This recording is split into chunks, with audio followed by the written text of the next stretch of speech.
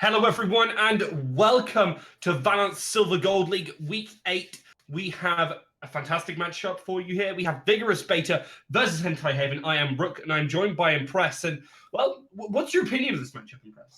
Hello, Rook, and also welcome from me. I'm pretty hyped. It's week 8 out of 10, and we have the second placed VGB versus the fourth placed Hentai Haven. So it could be a deciding match for who gets this holy second place, because the playoff format is kind of interesting in that regard. But we for sure come back to that later. We're already heading into Champ Select. It goes very quickly, disregarding the fact that the game starts 30 minutes later than expected. And we have an Olaf ban from VGB on this side, and Syndra from Hentai Haven. Yeah, no, Hentai Haven did discuss this pick ban with me. The Syndra ban is what they were planning to go through with and go with from the start. I like taking away that. Vladimir, though, on the opposite side, is a strong pick in Hentai Haven's hands. And also the Caitlyn to maybe kind of prevent this safe farming ADC, especially when paired with the Morgana. Although I personally think, especially in low elo, like Caitlyn Morgana dual lane is the biggest bait ever, because like people want to fight in silver gold, people want to fight in gold platinum and whatever. And with Caitlyn Morgana, you don't play for the kills in lane, you just play for plates and CS lead. But I don't know, it doesn't work that well in low elo. Yeah, talking about playing for kills in lane, the Renekton getting banned away, unsurprisingly, by Vigorous Beta, it is a really strong pick right now. I would argue the strongest top laner, and even a fantastic mid laner, so not surprised to see that get taken. Yeah, and if you follow Worlds, like in Plain Stage, it was first picked, blind picked on blue side, even in Renekton, and it's Modojo's best top laner by far. I don't know if you were around back then, like the Shell tournament series, Modojo just smurfed on kids with the Renekton pick, so it's only fair to ban it. It certainly makes a lot of sense.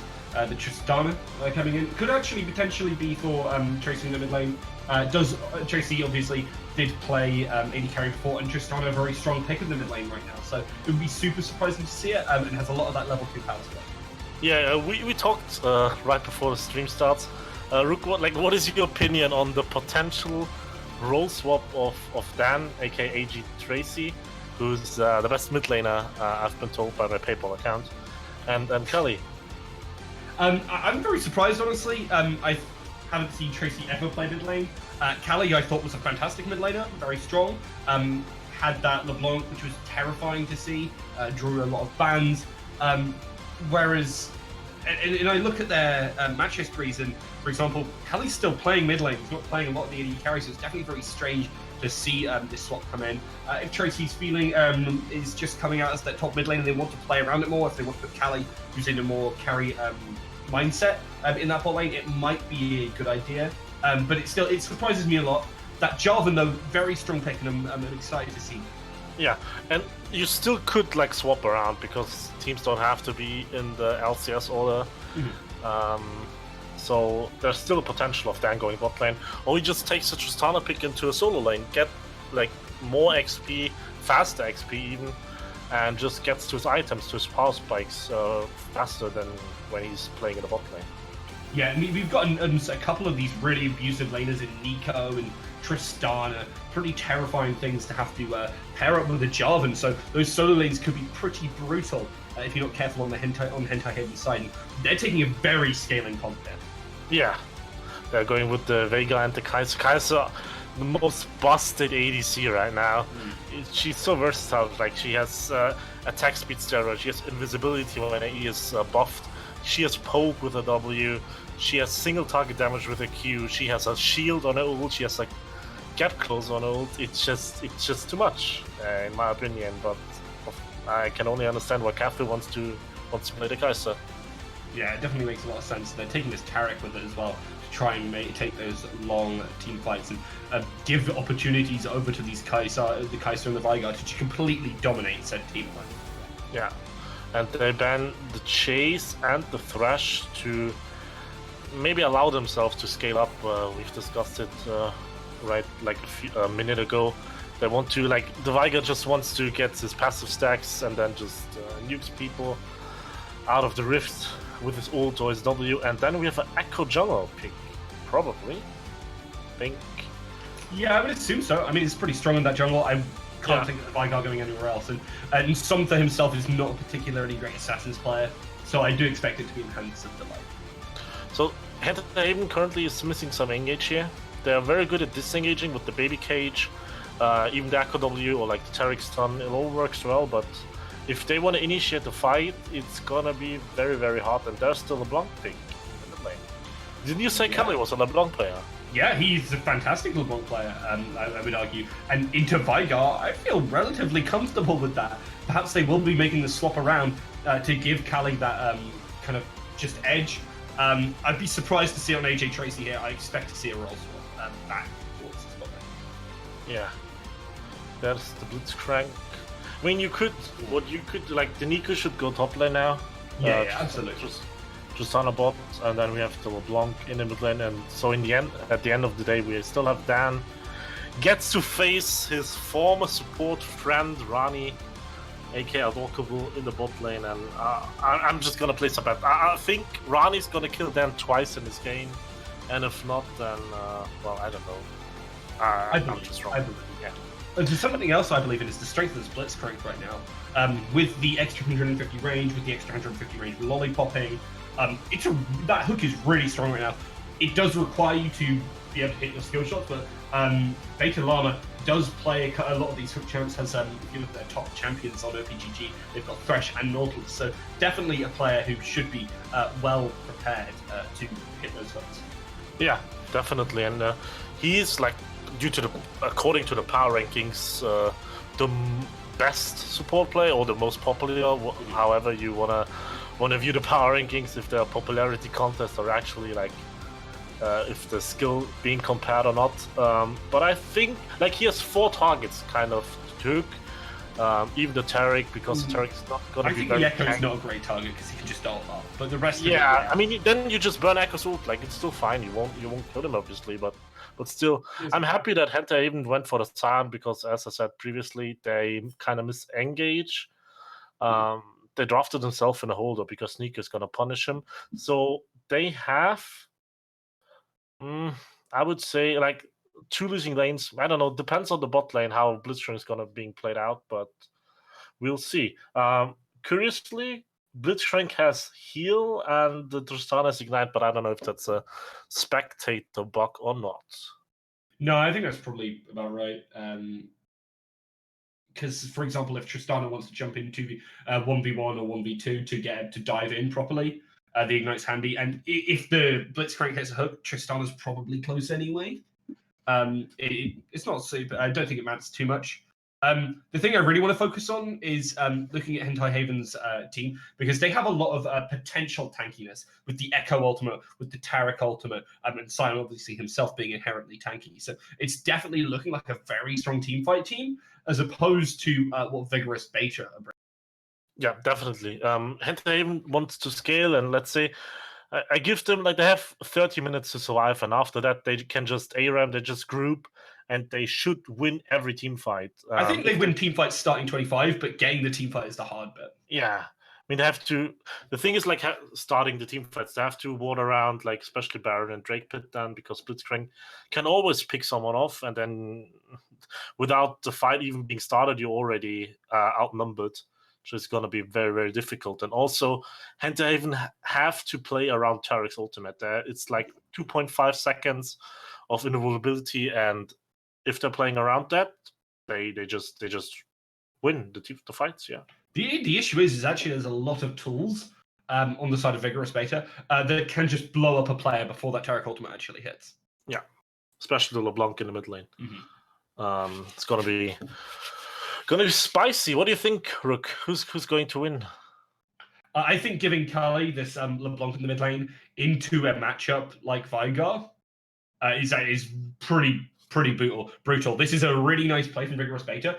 They baited the opposing team. They put AJ Tracy in that mid lane. Perhaps they were potentially going to actually run him there, but as soon as they saw that this LeBlanc was unbanned, the strategy for Hentai Haven was to pick a Galio in the mid lane potentially, or something light along those lines. You just don't get a safe lane anymore, and Kali is now free to do whatever they want on the map. Yeah.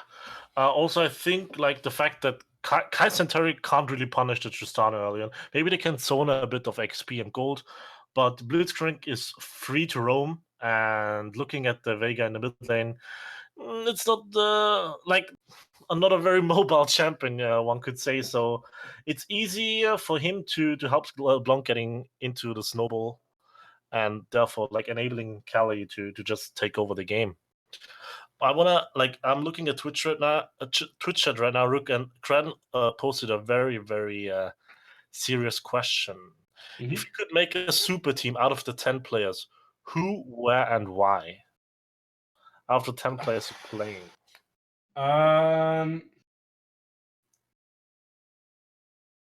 Oh, that's actually really hard. I think I hate to do it to my boy. I think I have quite the penchant for aggressive mid laners, so I put Kali in the mid lane. Top, I think is very. I think every other role. So I think support, I put Beta Llama. I think I actually agree with the support power rankings. I think Beta Llama is very strong. Again, I like playmaking supports. I'm not a huge fan of some of the more passive supports we see from Adolfo. I haven't actually seen much of HI Tracy, and I do actually quite rate Cathu. He's a bit weak sometimes, but I've seen some decent performances from him when he can pull it out. I think it's mostly favored towards the vigorous side. I'd like to hear your thoughts on it as well. I mean, top lane is kind of close. Like Kauchi, what I forgot to mention, like it's on his Nico. I remember him praising the champion a lot. I mean, there's a channel in Discord, in the Val Discord, which is called Chat About Solo Queue or something, and it's basically just Kauchi's living room. Like he spams his experience in the from the solo queue world in that channel 24/7, and I think if I'm correct, like he loves the Nico for whatever reason. Maybe her looks, maybe her variety of skills. Mm-hmm. Has 181 games on this season. So it's gonna. I'm looking on him like in this game to bully out the sound. But coming back to the question, I would probably pick Joe over Kauchi for the reason I saw more games of Joe. Haven't seen Kauchi like only one game. Wavy Lad is better than Delight. Going from the power rankings here. Mm-hmm. Then mid lane, Kali or Somtha.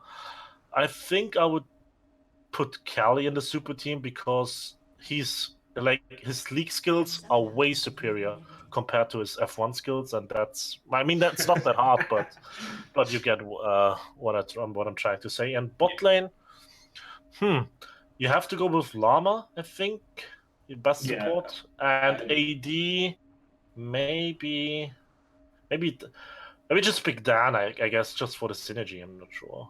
Yeah, that's pretty fair. I have to say, I think if you said on these champions you have to choose all these, I would definitely choose Kauchi because there's a lot of games on that league. And I think it's very strong right now. In other situations, I think Mojo Joe has a potentially more wider top lane pool. I feel a lot more comfortable about that, so I would pick him in a lot of the other situations. So yeah. I'm just looking at the summoner spells, Rook, and I'm actually confused. Usually, like, I'm the color caster, I should explain stuff, but when I see a Taruk with Aftershock instead of Guardian, or I see a Blitzcrank with Spellbook, I'm gonna be very curious how Llama is going to use his summoner spells in this game. He's gonna swap over to Ignite. That's why he's starting heal. Yeah. So that when AJ uses their Ignite level 2 on that engage with Tristana, because that's the power spike, they use the Ignite. They use the heal as well to win that and win that fight. And then Llama also uses the flash, swaps over to Ignite Exhaust, and they cheese out another kill. That's the strat, right? All right. I'm betting you. Okay, and what minute will this happen? What minute? Well, you said level 2, right? Okay. Okay, we're gonna look at level 2 then. If you're wrong, I don't know. you made a bad prediction, whatever. did, But I did. I actually am curious. Maybe Llamas at some point when top is being ganked, he uses the DP to gank up the. I don't know. It seems feasible. I mean, the other thing you take on Blitzcrank is probably Aftershock, which is strong. Obviously, very strong right now. It might just show a lot of confidence on this Blitzcrank. Don't think they have many games on it recently. I'm just going to check their stats. No, they don't have They have a lot of top games right now. I mean, if you're really confident on Blitzcrank, you take Smite, and when the enemy you is swap over to Smite. You could swap over to Smite. Yeah, true. Well, so when the enemy is standing behind a minion, you hook, and then while your hand flies, you smite the minion in front of him, and he just gets surprised tick. But yeah, also like Tarek should rather go Guardian, but it's just my opinion because he's not like he's a very defensive support champion. But on the other hand, like Hentahaven, Spotland has the level 1 advantage. Kai'Sa and Tarek are stronger than Tristana and Blitzcrank if being played correctly, because a lot of people are underestimating the damage Tarek can put out, like with the stun and his auto attacks. But yeah. I think that's the difference, because I think when you hit level 2, obviously Tristana just turns on completely. And then from there, it just gets it gets progressively worse up until about the point where you start hitting those power spikes for the Kai'Sa, and then you start to turn things around. The Tarek can really keep you alive. I think level 6 is a lot more comfortable. I do think it's a very difficult lane for them, because that what's it called? It's called Cosmic Radiance from Tarek. It's going to do so very little. When you get hooked, you get one shot. It just does nothing. Yeah, that's actually true. Krell is issuing a challenge for us here, Rook. Guess the number of plates downed at 14 minutes. There's a maximum of 30. And if, like, he's going to change his name, whatever the best guess is, commanding him to. I'm going to go with 7. 7. Because I believe in Hentahaven here. I'm going to give them the benefit of the doubt. I said Kali very strong. My prediction's that side, but my heart is with Hentahaven here. I think they're going to try and stall out this game. Mojo and Couch. Right. Well, I'm going through this in my brain, and I'm going, that's not very likely. But I believe they've got this. All right. I'm going to go with 10 then. You said 7. I'm going to cutting it like you getting the numbers advantage there. Yeah, they're just gonna go ham, and I like that. Level 1 strats. Very very fond of that. Obviously, you have a Blitzcrank, you should do that. We see VGR here going to the top side, while VGB is just doing point defense, but they're doing it incorrectly. I mean, you have to be so careful with this Blitzcrank. This is just a dead Scion. You do not make it out of this. You have to flash. No, he's dead. How did they not get that land on the backup CC? I don't know. Disappointing. Now Mojo just gets a recall off, and that's absolutely fine. Yeah. He makes his flash, but like it's not too bad. It's okay. He could have died there, but VGB, yeah. And that is why they're not going to get any tower plates. Maybe. I don't know. I'll believe in the Fiesta. So no summoner spells burned. We see junglers both starting in the bot side jungle. So nothing really spicy about that. That's actually really interesting. It's talking about believing the Fiesta. Is Hentahaven, in some of the games I've watched from them, have actually been really impressive with their warding, and that's why I believe in them. That is, I moved the LeBlanc to the mid lane. It's wrong. And I'm wrong. I was right with my initial statement that AJ Tracy was playing Tristana mid. This is something. I mean, maybe I'm just gonna give credit to myself because with my team, in the GP League, we pulled the Blitzcrank Mage bot lane off and worked really well against WSL. Shout out to them. You lost against us. You lost against Trigger. We played Orianna Blitzcrank, but it's kind of the same reason. Orianna is probably it's safer than LeBlanc, but LeBlanc has like can offer more burst damage when Blitzcrank is hitting his hook.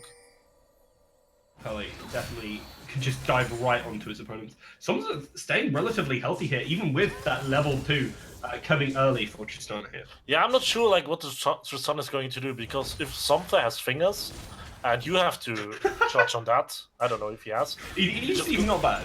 Alright, the hook was pretty bad. But he just puts his baby cage and the Tristana can't jump out of it. Oh, Delight caught out here in the jungle is going to go down. There's nothing you can do about that. Needs to respect the fact that they have no vision there. And Wavy Lad on this Jarvan can get very aggressive early on.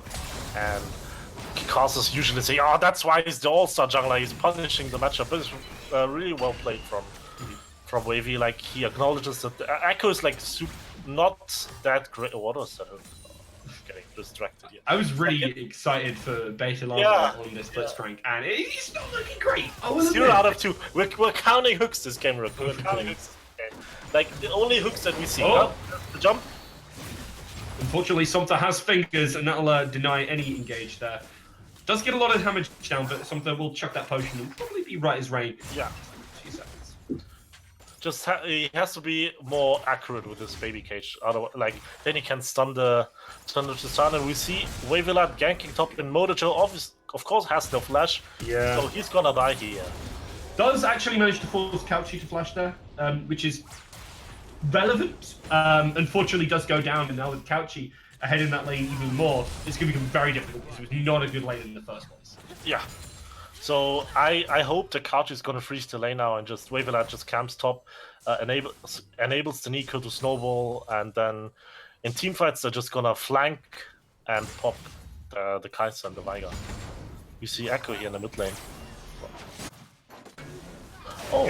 AJ Tracy does go aggressive. Baby Cage goes down. The Ignite is there. They're going to finish him off. AJ Tracy will escape with the reset there. Delight taking a lot of damage. Will get the stun and will be able to escape. But Somtha goes down 1-0 in the mid lane. As Kali getting very aggressive here onto Kathu. Gets the root. There is the flash from Llama. Doesn't actually get anything as the heal comes out from Kathu. There is the TP from Somtha. Will be netting them Beta Llama here. And finally putting a kill onto the side of Hentai Haven. Yeah, a really good trade. Llama missing a hook again, so 0 out of 3. I'm definitely keeping track of that. And then he was just like too much up there, like in the lane. So good TP from Somtha, but you could see in the mid lane. Oh, we have a little. Yeah. He's out for blood here. He's super aggressive. I like it. No, it's absolutely what you need to do on this job. Yeah. Super good. Like, Echo can't do anything in the early game. But yeah, like, there's difference of something I want to talk about in the mid lane, of putting the cage, like, on the enemy champion on the edge of the cage, so he's immediately stunned after, like, the 0.75 second delay. Or you just put it anywhere and the Tristana can still auto attack you because, well, yeah, she does damage with the bump on. Yeah, I think he's just worried about the actual, dive coming out. Yeah. I'm actually really impressed with the way Motojo is playing this lane. They came back into this lane, down a bunch of CS from obviously getting killed in lane. Utilized that TP, came right back, and is now actually ahead in CS. Yeah, Couchy hasn't backed yet, so he's waiting for an item to recall. But still, Motojo just wants to be a beefy tank, meat shield in the teamfights later on. And he's gonna do the main. If he dies once or not, it's like whatever. He's playing silent. So that does get that off. That's exactly what we wanted to see. Takes a lot of damage for his trouble though, and here comes the rotate. They have so much vision in the bot side river for Vigorous Beta, and this allows Beta Llama to walk up, put aggression onto Delight, and Delight is under so much pressure from multiple avenues in this game. Alright, so Somtha is clearly listening to the stream, so step 1, putting the cage in the correct position, achieved. Next step 2 for you, Somtha, while Tristana is stunned, you are allowed to do damage to her without being damaged back. And there we go, he's listening! He's actually listening. Very impressive. I mean, he is 3 minutes ahead of us, but we won't mention that. No, he just knows, he's just good. The bot lane is kind of interesting. We see the LeBlanc and Blitzcrank trading HP here a bit, and obviously they can do with the burst rotation of LeBlanc, but of course the Kai'Sa just wants to farm, and she's ahead in CS. Yeah, she doesn't care at all. Up 10 CS here. And Beta Llama is apparently no threat on this Blitzcrank. Needs to be careful because obviously AJ Tracy is around the Dragon Pit here. Could rotate. There are 4 players towards the spot side. Hentai Haven acutely aware that something is going on here, and they do back off very far. Yeah, they just want to scale, as we said in the champion select. Echo is on the other side of the map, going for the scuttle, while Jarvan... Oh, Somta has no mana! Here is the dive from AJ Tracy, flashes under, takes a lot of damage. Even if they take another tower shot, they won't get taken down here. But Delight will be able to dash forward, just about gets it! Yeah. Will they be able to get the kill? There they do, they get the 3rd proc. But the Dragon's being done here by Wavy Lad. The rest of Vigorous Beta's bot lane will rotate on up, and they will secure this round. Tracy just playing like Wavy Lad, just very aggressive in Vega's face, and he has to do that. Like, Vega can't do anything right now. Tristana has Spooch Water Cutlass, while the Veigar just only has Lost Chapters, so... He just didn't have the mana as well to even put down the baby cage. Notable taking a lot of damage here, has to flash. Needed to respect it. There's the hook on a rooted target. He's finally done it. Great job there from Beta Llama to hit his 1 out of 4. And it doesn't matter, you can miss 1,000 hooks. But if you hit one... God, aggression here from Kathu.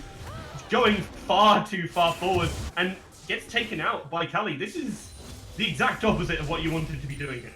I'm just gonna call that Hentai Haven bot lane synergy. If one dies, the other dies as well. Just like Romeo and Juliet, you know? Just like that. It's a love story. Kathu and Untalkable. The world's greatest love story.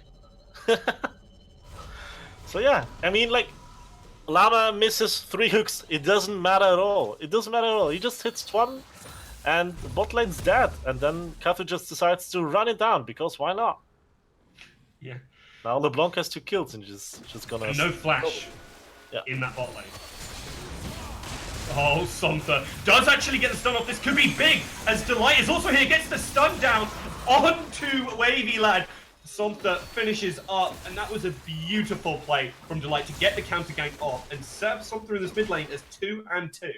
Yeah, very nice read from Delight here, and also a good CC chain, which allowed them to kill the Jarvan here. I think it was Delight who picked up. No, it was Somta actually. Yeah, I'm kind of impressed, honestly. They managed to accurately punish Wavy Lad for playing this Jarvan. Obviously, sometimes with that Cataclysm, you're Jarvan, you're helping, but it doesn't really do all too much. What a flash! Llama here. Will land the hook! That's 2 for 5! Exactly what you want to see. There is the stopwatch from Somta. Will save them. AJ Tracy will go down! What a beautiful play from Delight and Somta with so little health between them. Managed to get up a kill in such a dire situation. Delight should actually go see the doctor because his back must hurt right now. Second counter gank, like 1.5 minutes. Oh no, Motor Joe goes too far forward, does flash away. Takes so much damage from Couchy here, is getting slowed. Will just about. But he makes it out because he's a beefy tonk. Indeed he is. Kathu in very much the wrong situation with no flash. The hook misses, as we expect from Beta Llama here, and Kelly doesn't go back there. Big mistake. There is a very aggressive play here from Kathu. They pop the Blinding Raid. They're just going straight on in. Wavy Lad, though, will punish as he is waiting in the wings. Talking about waiting in the winds. Exit pursued by an Echo here as Delight tries to chase Beta Llama. But Wavy will be forced out of that flash. Yeah. Very messy fight. Was 2 out of 6 now? Yeah, I think. Twitcher, correct me if I'm wrong. 2 out of 6. But nice punishment from the Jarvan, and like Kathu went really deep in there, and yeah, another. I mean, Tristana can't do much against that. I think has she taken Legend Tenacity? Because that was quite short. I would expect that would kind of make sense, as much as I think it's a bit silly. You can't really check, can you? No. We can check after the game. You can check the rules. No, she went for inspiration second, so... Oh, okay. Well, it makes sense. It makes more sense. Delight. Now, maybe on takedowns, yeah. A couple of minutes ago, and he's now started to turn on, where he's getting bullied by Wavy Lad early on in this game, with this assassin jungler is looking to impact them. Yeah. And also for, in the precision rune tree, she went for more attack speed for takedowns, so no tenacity there. Okay. Very bloody, but that's why But we're I'd here. like to point out, only one turret plate, and we're at 12 minutes. Oh, no. I might be right here. Yeah, you're the best guesser in VR, Rook. You're the Well, we've best. still got 2 minutes. Well, 1.5 minutes. There's a possibility that they get nine turret plates. turret plates in like a minute and 15? I'm not sure. But surprisingly, gold is like dead even, and we see LeBlanc burst here on Kaiser. That's because some really great farming, especially in spot lane, 20 CS ahead. Delight has been ahead in the jungle because Wavy Lad has been trying too hard to make an impact here. Somtha doing so much damage now to AJ Tracy, even this early in the game, 13 minutes on with the Veigar, really looking to one-shot. You see AJ Tracy even jumping away in a matchup where you really want to be the aggressor here. Hayes Lama getting very aggressive, uses that silence, he's looking for that hook, lands it, Kali will finish him off as Kathu is rooted for a split second. 3 out of 7. Are you good at maths, Rook? Because I'm not. Sort of, but I can't do 3 out of 7 in my head. It's like probably 40%-ish. Mojo getting aggressive here onto Couchy. You will see the Pop Blossom stun up a couple of these members. Weaverland is looking for this. Delight will pop that ultimate there, managing to just about not die. He will trade Somtha away. Delight is looking for this opportunity to get into Weaverland here. Yeah, but the bot lane is on its way. Yeah. So, Somtha unfortunately didn't use his ult in the fight, so maybe they could have killed the Jarvan, I'm not sure. And there's a TP coming in from Nico. Just for, I don't know. I'm a top laner, I want to be relevant. I mean, it's this or Couchy TPs to the lane. Yeah, I mean, it's whatever. Yeah. Like, yeah. They're probably going to use this TP here regardless, so they're going to use it to try and secure this Rift Herald while they have the bot lane up in the mid area. So definitely a great opportunity for Vigorous Beta to actually win out on that trade. Even though it went even, they took the opportunity to go and get that Rift Herald, which is big. So, what we see now, if you look at the minimap, Tristana is going to the bot lane now because she can't really deal with the Veigar anymore, apparently, while the LeBlanc is currently 3-1-1. And might be able to burst the Yordle in a bit. I think it's definitely very possible. Tracy taking a bit of damage here. As Kathu and Adorkable are just, well, in a great position right now. No one's really contested them too hard. Kathu has died a couple of times, yes, but is still ahead on farms. So that's exactly where they need to be. They've got the XP, they've got everything they need to succeed in this game. Yeah, definitely. And it's 15 minutes in, Rook, and I think it was 1 turret plate, so congratulations. You're giga good at predicting. Yeah, definitely. I always get my predictions right. I've had some pretty awful predictions. I'm gonna listen to you for World's Pick'ems. So I'm just gonna. G2 will win well. That's my prediction. G2 win well. Yeah, I believe that's possible. Like I mean, Korea looked terrifying, but hey, if they can drop a game to Loki Esports, then G2 can beat SKT, right? And they've done it before. Anyone who can beat SKT in a 5-game series is a terrifying team to behold. That's actually true, and like some experts do consider G2 to be the best team, but it's only fair. Like they won MSI, they kind of stomped. Like besides maybe the 2 best of 3s against best of 5 against Fnatic were close. But other than that, they're a super good team, so it's only fair. Yeah, I think the biggest threat for them is FPX, but the biggest threat right now for the side of Vigorous Beta is a diving Echo here. As the Radiance comes on in, they can do no damage whatsoever, and a complete rout here as Hentai Haven secure the dragon and get multiple kills. They do lose Sopta on the side, but hey, that's a pretty darn good trade. Yeah, 3 for 1, and the Ocean Drake. And Kaiser going in on Tristana, but Tristana just jumps away. Yeah, it was just a bad setup for VGB because they had no vision. They didn't know where Handhaven were coming from. And then you just CC chain the enemies if you're Handhaven and just kill them because you have Veigar, you have Kaiser, you have Echo. You can just go at them when they're stuck in the pit. Indeed, you can. I think it's such a great way to play as a pit comp. And, you know, Wavy Light also constructs pits for them. You need to be very careful on this job. And we've seen a couple of times now that used the Cataclysm and just got completely destroyed for it. They stuck themselves in a narrow area again, and it did not bode well. Yeah, well, some like there are Java players and don't want to look at anyone who kind of forget that the Cataclysm also kind of blocks your allies, you know. So they're stuck there. I want to see what GB is doing with the Herald. They're spawning in now, and yeah, by the way, we're currently 5 out of 9 hooks. Yeah, I mean, that's a better number than we were looking at prior. Yeah, Definitely for sure. no turret blades, so it's kind of a useless Herald. Oh my! Doesn't even get to use the ultimate. The root was there from Couchy, so Delight sent on packing. This is nice out because of they can 10. set up at this mid as well. Yeah, 6 out of 10, and I know I'm that good at math. It's 60%. Wow. Make it 7 out of 11. Yeah, no, that's a fantastic hook there. Does set them up for much. We see Mojo try and get aggressive here, but the Pot Blossom is far too much for them to handle. We will see Kelly going down, but he puts so much pressure towards this mid. Yeah, that's the mid-game spike from VGB. You have the Hextech GLP on Nico. You have the Blade of the Ruin King on Tristan and the Ludens on LeBlanc. While the other team still wants to scale it kind of bit. Like, Ice is sitting on a Muramana, still stacking the tier. Veiga just needs more stacks to do more serious damage. Echo is kind of fine right now, but still, like, the flank was really good, the setup was really good, and the hook from Llama was on point. So we're looking. VGB is currently getting rid of Henterhaven's vision and just recall. They could have taken the turret because it's like at 2 HP or something, and 4 of them were dead. So yeah, missed opportunity, I would say, but they are 1k ahead in this game. So we see setting it up here.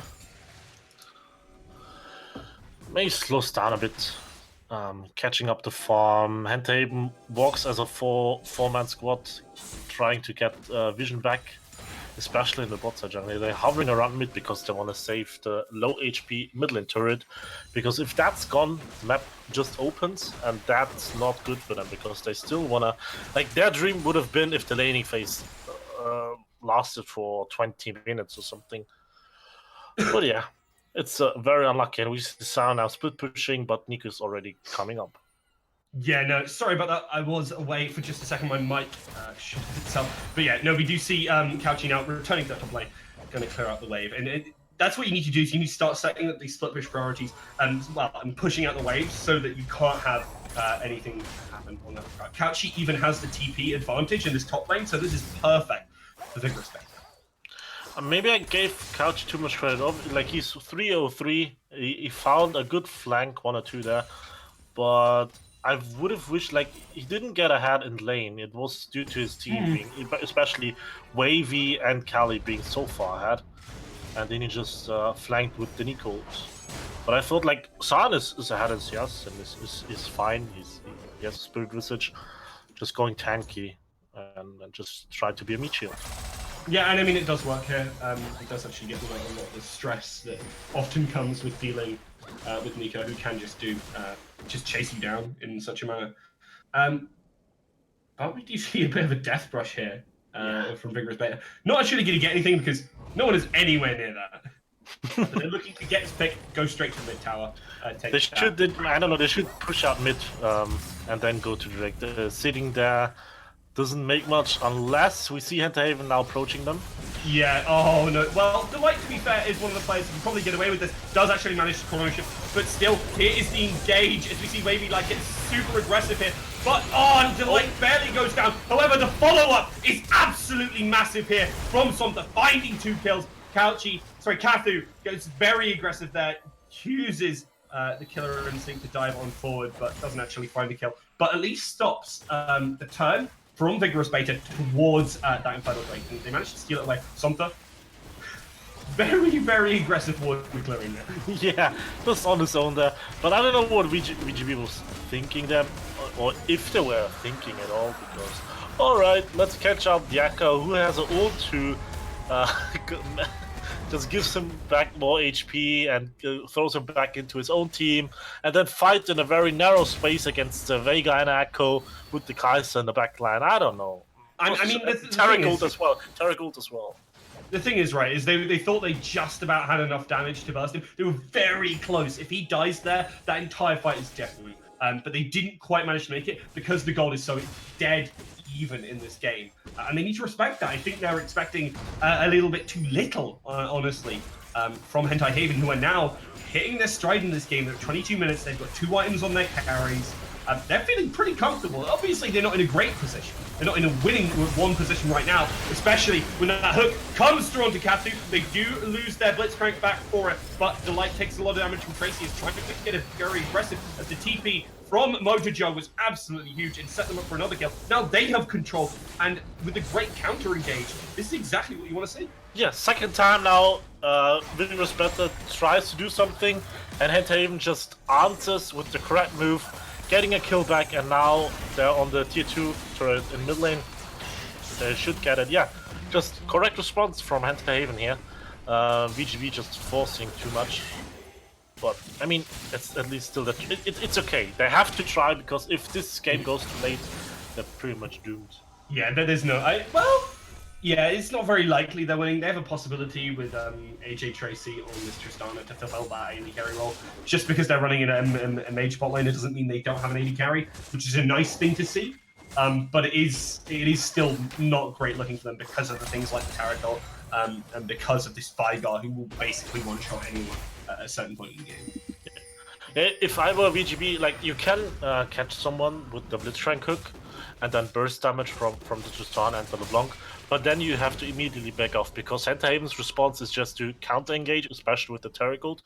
Maybe if you wait out the 2.5 seconds and then look for another hook again, or like another engage opportunity with the Cataclysm or the flag and drag from Jarvan, then you can do something. But engaging while the Terragold is on is questionable at best.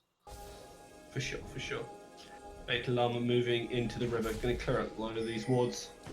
But the thing is there's going to be a collapse onto them, collapse onto a Dorkable as well as Kylie tries to get that kill. Beta Llama sent packing here by Motojo. They will get the silence off, but Beta Llama is most likely going down here as we see Motojo do so much work. Not much he can do there. Only has his heal, no flash. But even with the flash, I think he just dies. San is now rotating to the top lane. They have Baron pressure now. What they could do, because Tristana doesn't have TP, is just to start the Baron. BGB doesn't have that much poke damage. Vigar has TP, so they would have they have the numbers game here. But they're kind of hesitating a bit because they don't know what to do. Dancing around. And now they're finally starting it. They realized that Tristana has no TP and LeBlanc has to deal with the mid lane wave. But probably too late, although, no, LeBlanc is not recalling. Smart move. Certainly is. They get the feeling something fishy is going on, especially with Motojo rotating on in wavy. Is looking for an opportunity to steal. Is going to try and flag and drag in. Manages to get the steal! Knocks so many members up into the pot bottom. A lot of damage there. They will get one. Unfortunately, there is the Radiance to keep them alive at the end of that fight. Does actually kill off Echo, but Kali under a bit of pressure here. Motojo, that is the wrong person. Very bad play from Hentaven here. I mean, you can just give up the tier 1 turret bot lane. Veigar just backs and TPs to the Baron, and you just force a fight. You don't want to go in a 50-50 smite, because you only can lose that. And you try to kill the Jarvan and then do the Baron, because if Jarvan's dead, it's way safer to do it instead of gambling. Maybe, I don't know, would have been a correct move, but instead Veigar just tried to defend a tier 1 turret at 26 minutes. Although kudos to Wavy for stealing. Yeah, no, absolutely. It is hard. A crushing blow, honestly. Yeah. For Hentaven. The thing is, now you need to see Vigorous Beta come together and actually utilize this, because right now they're very spread out across the map. They're just using it to slow things down, and if you slow things down, things don't start to look better for you. It goes the opposite way. Yeah, definitely. On the other hand, Veigar has a hard time to Hentaven doesn't really have wave clear against Baron minions. Kai'Sa has a very low range, and what is Veigar going to do against Baron minions? It's going to be very difficult. But a Mountain Drake spawns again. I'm happy that Dan bought the QSS, so it's not that bad when he gets caught once in the baby cage, and the light's going in here. Yeah, he is. Takes a lot of damage. Will just about survive with chrono shift forward. But that's going to be Kathu who gets the kill, has to flash out. He's going to get hooked. Barely goes down before the Radiance land. And 2 kills netted in a split second for the side of Vigorous Beta. Exactly what you want to see. You want to see them get aggressive. You want to see them utilize that Baron buff to full effect. Otherwise, they're just going to fall out of this game. Cather really likes to go deep, doesn't he, Rook? Certainly does. The killer instinct allows them to do it.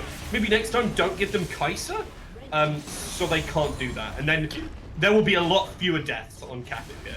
Yeah, I mean, there's still a lot of damage, like especially... but Veigar didn't use his ult again, so it's very unfortunate. He was kind of one-shot by Cali.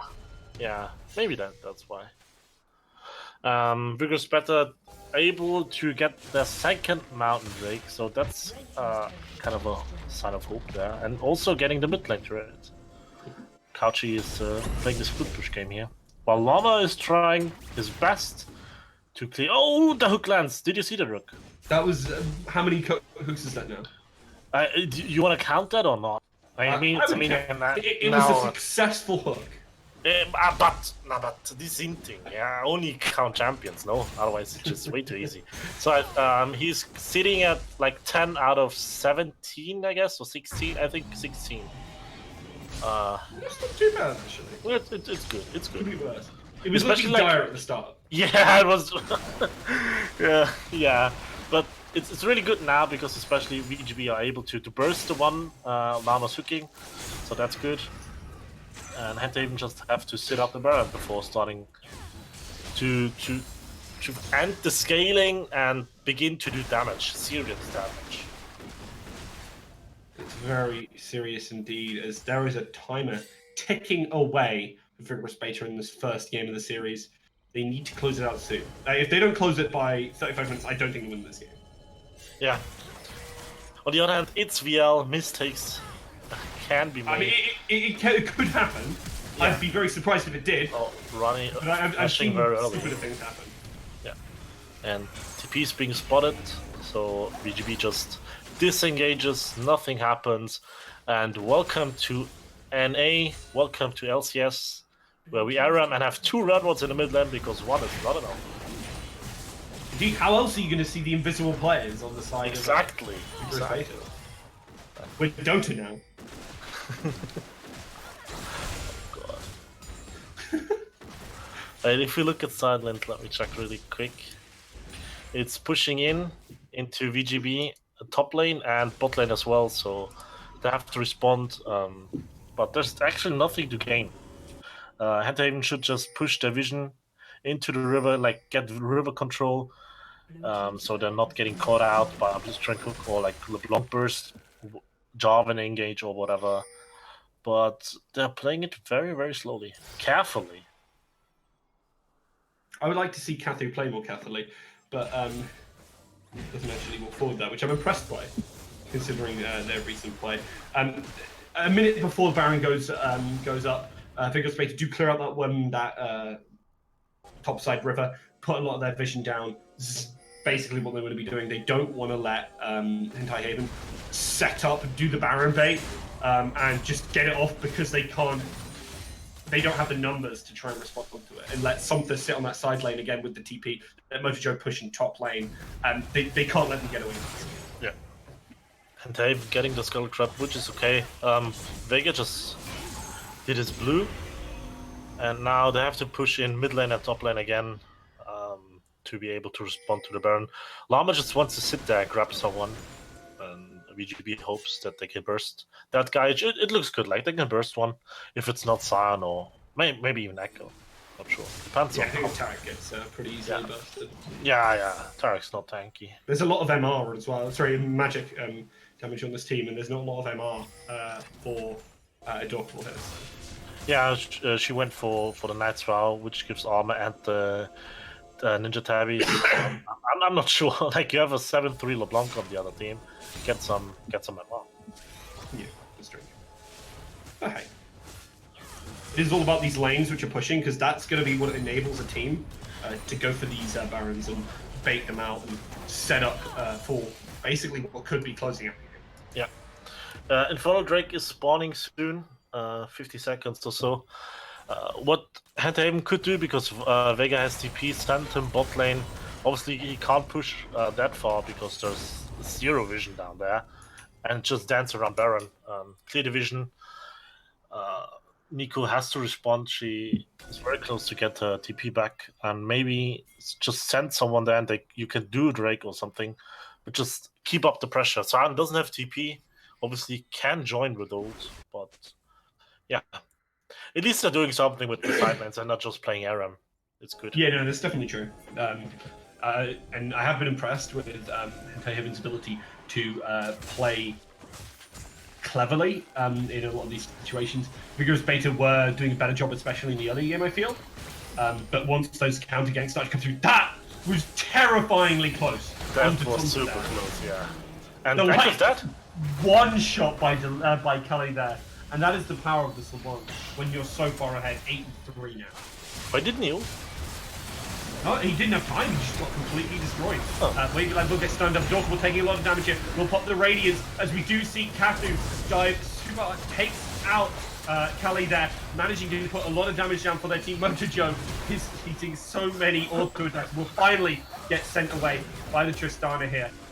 But Sion, he just tanks everything. He just stood there. 4 people. Oh, the hook missing again. Nice flash by Somther. Don't know if it was needed, but better safe than sorry. And now VGB is doing it well. They could lose that. Yeah, yeah. That's super harming burst like Bellabunk. He just pops the Echo, no time apparently to ult. And now they're getting back to burn. Get Skullcrab, get Vision, get priority over that area. Maybe set up some wards in the enemy top quadrant jungle. And reset for wards, I guess, because Llama doesn't have any. Makes sense. One thing I really need to see from Delight is good usage of his Zhonya's. The Zhonya's will be the thing to keep him alive here against Kali. Wait for the rotation to come out and then just, Zhonya's through it. Needs good reaction times though, otherwise it isn't really going to work up and that is going to be the opportunity. Either Kali or Baker Llama destroy someone at the start of these fights, or there is just no way through right now. I want to see Haven go to the Baron immediately. Like Tristana's down there, she has no TP. Yeah. Don't sit around in mid lane, just start the Baron, and if they come at you, you just disengage. You can, or you fight. Because Sion is very close to having his TP back up. They have like 2 people down there now. Yeah, just go to the Baron, come on! And I don't mean VGB, I mean Haven. Like there's no way they should be allowed to contest Vision here. Finally we see them rotating towards it, and this is just Haven finally deciding to make a move here. Yeah, but I think they're worried because they know there's Vision on top of the Baron. Yeah, but still, like, Tristana was down bot. Oh, no, I agree, but that's probably what was going through their minds. Yeah, probably. So now they're busy clearing top lane. Rook, like we said, a lot, was it 30 minutes, 35 minutes where Haven just wins the game? The gold is that even still. And here we go. Oh, that's the reason why Haven is inting and macro. Because Raleigh is lagging. So no, perfect. Makes sense. This is exactly what you need if you're Vigorous Beta here. Runny lags, DCs, heads back to base, and you just take Baron. Oh, yeah. At least you can pause in VL. Like, yesterday in Clash, my top laner DC'd, and yeah, you couldn't pause. We just played 4v5 for like 24 minutes and then just lost the game, which is very, very sad. That's unlucky. Did you play Clash? Yeah, I played both days. Do you want to guess my scoreline?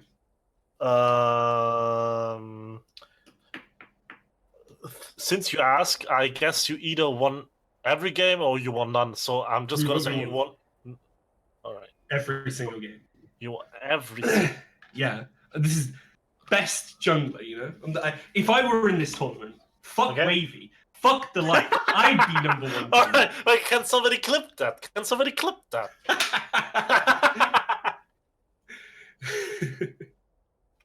I mean, I'm just not wrong. Like, seriously. Okay. You should see my Nunu, dude. Oh, Nasty. Nunu is actually disgusting. What elo are you? I don't have a solo rank. Oh, I mean, just play your. Yeah. Oh wait, you have to play 50 solo queue games. Yeah. You have to be level 60. Also, I like casting more than anything, so. So yeah, that's good. That's good. Yeah. So But, they're safe from my rat. Point still stands, I guess. Fuck Wavy. Fuck the. All right. I hope somebody clipped that. I'm not sure. Kreden is Kreden still here? If so, just do it. I hope they see that. That would be very funny. Wavy just said in all chat, imagine hitting a hook in SG. Hey, he's right. Yeah, I mean, he's hit like 50% of them. Yeah. Bit more than 50, but it's good. Yeah, I'm pretty impressed. Imagine using Echo ult. Yeah, that's true. I think Delight was made a mistake there. Sometimes you forget that you can just ultimate out of literally every situation, well, apart from getting stunned. Yeah. So, I mean, just do it. Like, Echo ult has a really low cooldown, just. Yeah, I mean, if you don't take the fight... Sorry, if you manage to use it to back out a fight that would otherwise be kind of a bit skew-if, I think it's pretty worth. And I want to see Delight using it more proactively. I do agree. Yeah.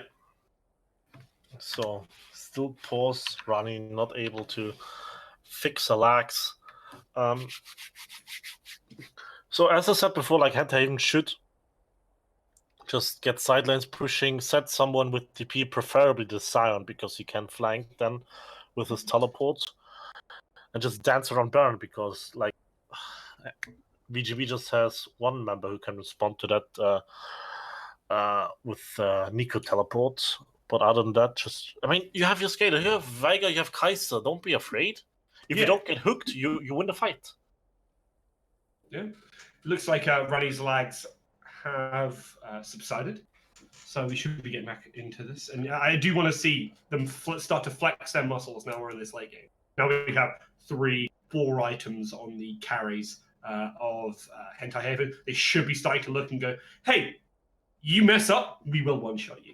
And they have been doing that a lot in this game because from the early game, Delight was doing a lot of it. Something was actually outputting a pretty significant amount of damage. But it's like you need to now start doing this more often, setting up for it.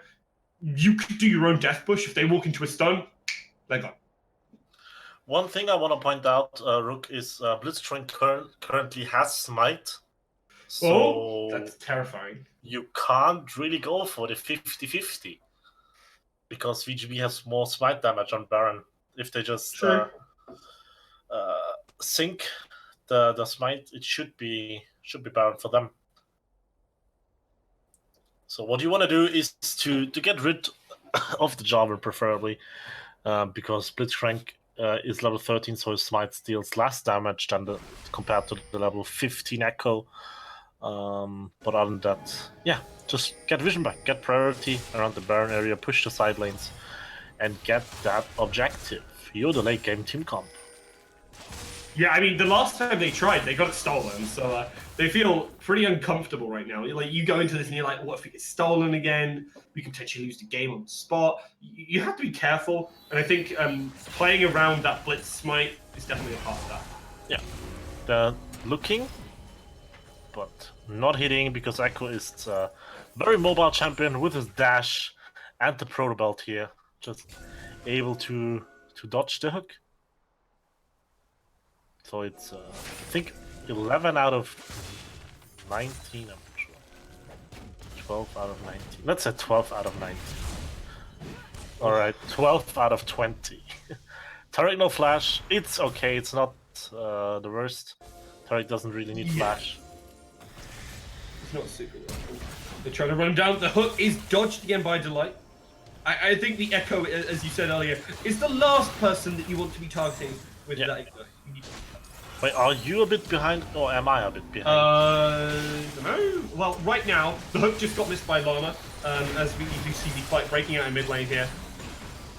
Well, I say breaking out in mid lane, it didn't actually happen. I thought it was going to. But yeah. Listen, Alright, so... The blue team tower just got destroyed.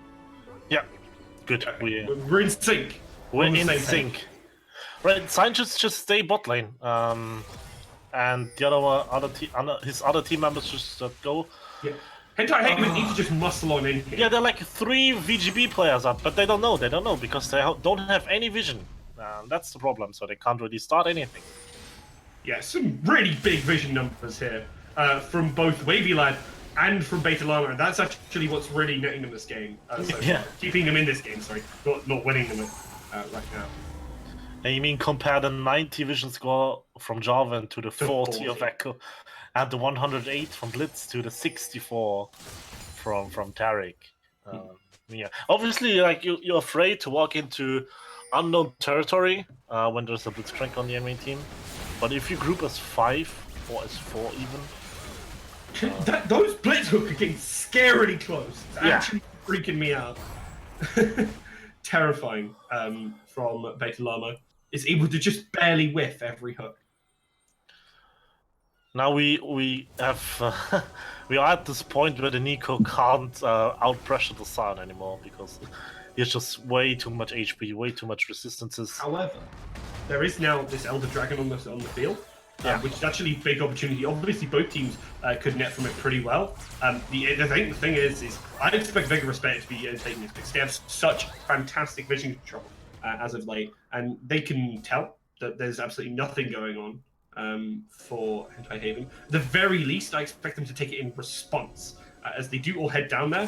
Motojoke was the only person here. There are 5 members of the side of Vigorous Beta, just all wailing on Motojoke. And even then, he will escape! Good. They're going to go straight into the Baron. This was fantastic timing. I do believe they're completely aware, but there's nothing they can do from Vigorous Beta to stop this Baron. They will instead trade the Elder Dragon for it. And finally. With this double Mountain Trade, it's a pretty darn good Elder. Yeah, definitely. So they can't really fight anymore, but they have the Baron. It only needed a Scion, Flash, and ult. Vigorous Beta realized that they can't really go for the Baron anymore. They just wanted to trade. They think because they have like the combat drakes with the Mountain and the Infernal, getting Elder is better for them. I'm not sure if they're able to dish out the damage then in the future team fights in the next last 6 minutes. Yeah. And Friend is just posting random German sentences in the Twitch chat. Because why not? We are 41 minutes into the game. Game 1 of Week 8 in the Silver Gold League of VL. And teams are doing nothing. Sign getting caught again here? Yeah, Motojoke, you know you can't be out of position just because you're Sign. But I mean, apparently, look. You can, as the hook comes in from Beta Llama, and you know what, he gets off scot-free. I mean, the Sign just doesn't care at all. Just does not care. No. Alright. Vega is pushing bot. They're playing a 1-3-1 right now. Trying to get most out of the Baron buff. I think that's sensible. That actually makes a lot of sense. Yeah. Because they don't want to take fights with the Elder, because they can probably lose that pretty hard. It's definitely very possible. And the Sign just split pushes. He's getting the top road sooner or later. They can't really kill him at all. He has his ult, so he can escape. Yeah. And while they're busy chasing Sion, other lanes get pushed in. Into it. Yeah. It's been difficult to find any of these engagements. This is exactly what you want if you are. Right, I'm gonna make a prediction now. This game gets decided by a desperate engage or hook on the side of VGB. I mean, yeah, it makes sense. The game is slowly closing around them. Does a lot of damage here. AJ Tracy really being able to do a lot with that mount, with the the Elder Dragon, with the Sprite. Yeah. They're all rotating to top lane now. They want to get the turret. It's the easiest objective right now, but they're afraid. They're afraid of the solo Tristana here. And they'll slowly. Yeah, it's terrifying. You see what that Tristana does at level 2. Imagine what she'll do at level 18. Yeah. She does have a lot of range here. They take the tower though, and that's the important part now. You can just keep on pushing this wave. They don't actually have pushing waves in any other lane. They've given up on this split push strategy. A little bit strange to see, but sure. And I just wanted to get the turret, so just reset and push the waves again. Burning Drake should expire soon, and the Oh hook my god. misses. It was very close. It's really, but very close is not close enough. A wise man once said. It's true, it's true. So, And unfortunately, as close as they are to closing out this game on both sides, we're not quite there regardless. And it is possible for Hentai Haven to just lose this game. It doesn't matter now.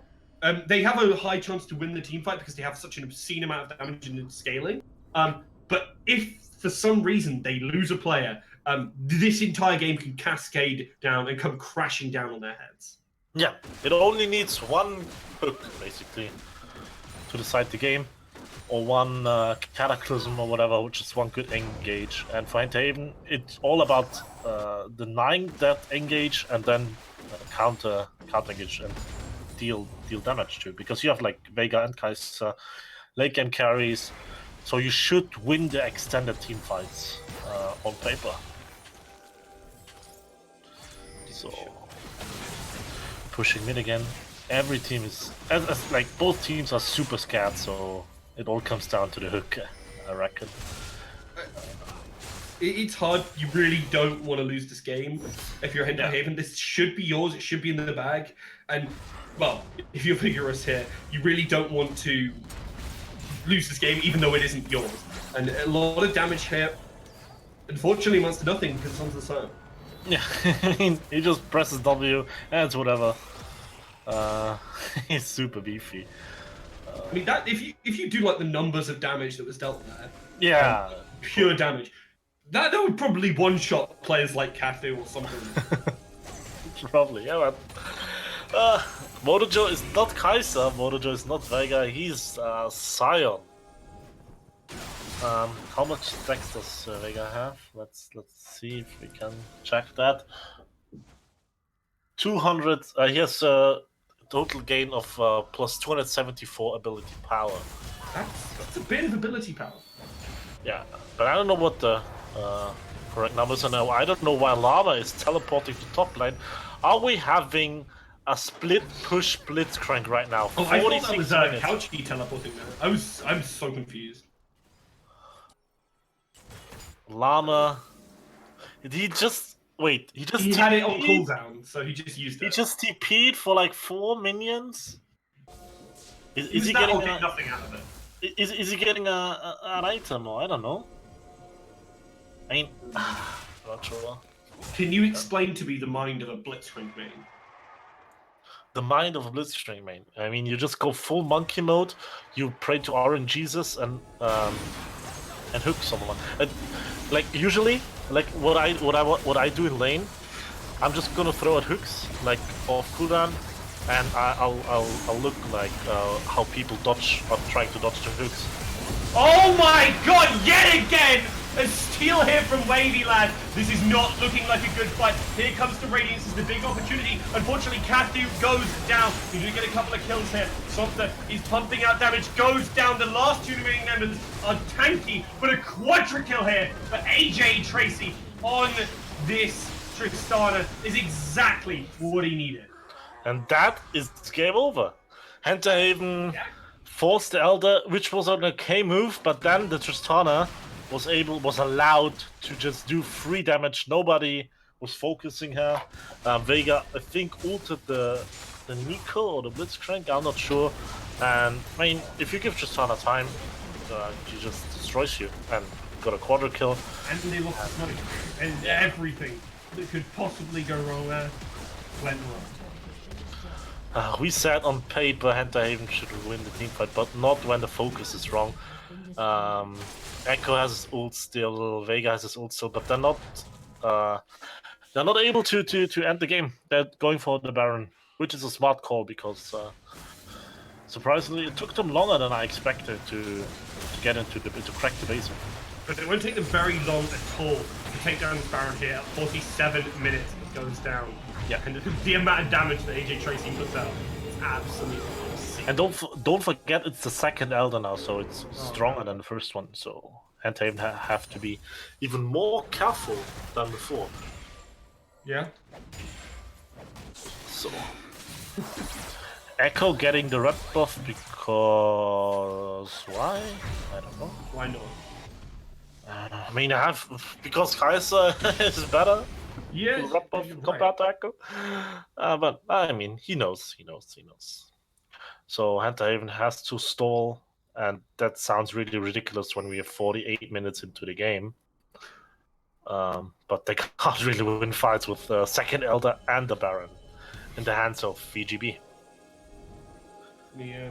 Are they doing a death brush again? How is Motorjo not full items at this point? That's 373 farm. I don't know. Tank items super expensive, Rook. Apparently so. So I mean, try to delay this. That is scary for AJ Tracy here. Will heal back up. Obviously, does have the group kick. Also, a lot of damage. Look at this damage. They need to utilize that damage in a team fight though, and that seems to be the problem here for Hentai. The sad thing about those two occasions now, VGB realized, holy, Haven is able to deal serious damage, but they're not being killed, so... They absolutely can win a team fight, I feel, even with this Elder Dragon up. They can just one-shot some of these carries, and there's nothing you can do about it. Yeah. But if AJ Tracy gets hit by a stun here, with now no longer a Quicksilver Sash, they can just die. Yeah. Just give up the turret. It's okay. Look for a good baby cage, and then just go in. Somebody has to clear the mid wave, but you can definitely look for something. Look at this damage. Also, like Tristana is doing a lot with the auto attacks. I thought it was giving notice something, but unfortunately didn't. They're going aggressive here. They take down AJ Tracy in a split second. Delight falls in succession. That was a nice trade there. Not too bad. The jungler does go down, but no neutral objectives up for another 2 minutes. A trade there for AJ Tracy is exactly what you want to see. Now they can't put pressure on these towers at the same time. Yeah. Kathu! Oh my god! QSS. Books! They could just end games on their own. They can. Good cage. And LeBlanc going in now. Good damage, and Nico's dead. Yeah, nice timing. Kathu does go down, Space Llama will kill him off, but they trade 1-for-1 here. A good trade, honestly, if you are on the side of Vigorous Beta, taking down Kathu, one of those massive damage outputs. Yeah, definitely. So we realized, okay, Sam is not getting killed by LeBlanc for sure. That Haven is still in the race. It's not over, unlike some people in Twitch chat already said. This game is not over till the fat lady sings, honestly. Either team can just win on the spot. I expected, honestly, to see a win from Vigorous Beta in the earlier fight, but unfortunately they lost too many members, apparently, and just couldn't quite get it down. The problem now for Haven, although they have like the better late game team comp on paper, is to get access to Elder Drake and the Baron area, because look at the base. It's just way too hard. They have so much dark territory around. They have to face check, and just imagine when a Blitzcrank is sitting in. Like VGB tried it like 2 times in this game, setting up a Death Brush, and it's gonna be crucial. Indeed. The thing which I want to highlight is what I said at the beginning is the problem in this team comp for Haven. They have no engage. Yeah. Like, what do they even do in that situation? They can't get onto it. No, only Sion. Is good for them though. It's only Sion who has the ability to engage. And even then, it's very inconsistent. Yeah. LeBlanc is doing the right thing, pushing in mid wave, so they have priority over there. Sure, probably. Blitzcrank is just looking for... he's looking. He's fishing. Nico's recalling, maybe preparing... Oh my... Okay, that's the signal for GB to just start the Elder Drake, because Kaiser's like, I don't know. There is the silence. Beta Llama flashes, takes out Kafu. Kachi goes very low. You do still have some that are alive, looking to try and put this damage out. Kachi will get a stun onto a Dortmund here, will go down. A double kill for the Blitzcrank is exactly what you want to see. Unfortunately, throughout this entire time, Salt was zoned off the fight. It's taken down by AJ Tracy. And that is all she wrote, ladies and gentlemen. This will be Vigorous Beta taking game 1, 52 minutes in. Yeah, Well, probably 53, 54. They take this Elder Dragon, the third Elder Dragon in the game, not exactly what I was expecting to see in a win for Vigorous Beta here, but this will, I promise you, be it. yeah, that was it. Like Captain not respecting the Blitzcrank. I don't know why he just didn't flash preemptively, because you can't really flash when you're silenced. And the Vega was just zoned by the. I think it was the LeBlanc who zoned him, so not be able to nuke anyone, especially the Tristana. And that is game 1. 53 minutes and 28 seconds. Yeah, that was one hell of a game. Not expected, not how I expected this game to go. Yeah, definitely. I'm curious about the damage numbers. Okay. Who do you think has to? It has to be just Sana, no? It has to be AJ Tracy. Oh, Kali does a lot of damage. Yeah, but that quad kill for AJ Tracy was absolutely massive. Yeah. Total, yeah. 51k damage from Tristana. LeBlanc second most with 36, and then Deviga with 35. Yeah, and it's really just not as much damage as they should have been dealing. They had so much potential on their team, they couldn't quite close it out. And as much as I actually thought that we saw some good jungling from Delight, in particular, I want to see them on something more engagey, because they need engage on this team. Everywhere else kind of made sense. The Tarek is a bit awkward, but it works for the team because they want to play for that team fight as much as they would probably already win it. Everything else kind of worked. You just need that engagement team. Yeah, definitely. Yeah, you have to. I mean, if you have Tarek as a support, you have to get engaged from other positions. So I don't know, maybe get a Sejuani in the jungle, or pick away the Jarvan, Skarner, whatever. Like even Gragas to some extent, and the Sion. I mean, it works as a follow-up engage, or like But I mean, BGB just won it in late game because Tristana was able to deal 3 damage without being touched. Indeed, they were. Definitely not the expected outcome. Maybe get that late into the game, and a bit disappointing, honestly, from Hentai Haven, where they really should have just taken control of the game. Yeah, definitely. Right, then we head into a break, Rook. Yeah, we'll head to a quick break. Thank you very much for watching this first game. Definitely join us back for the second one, which should be equally as scintillating.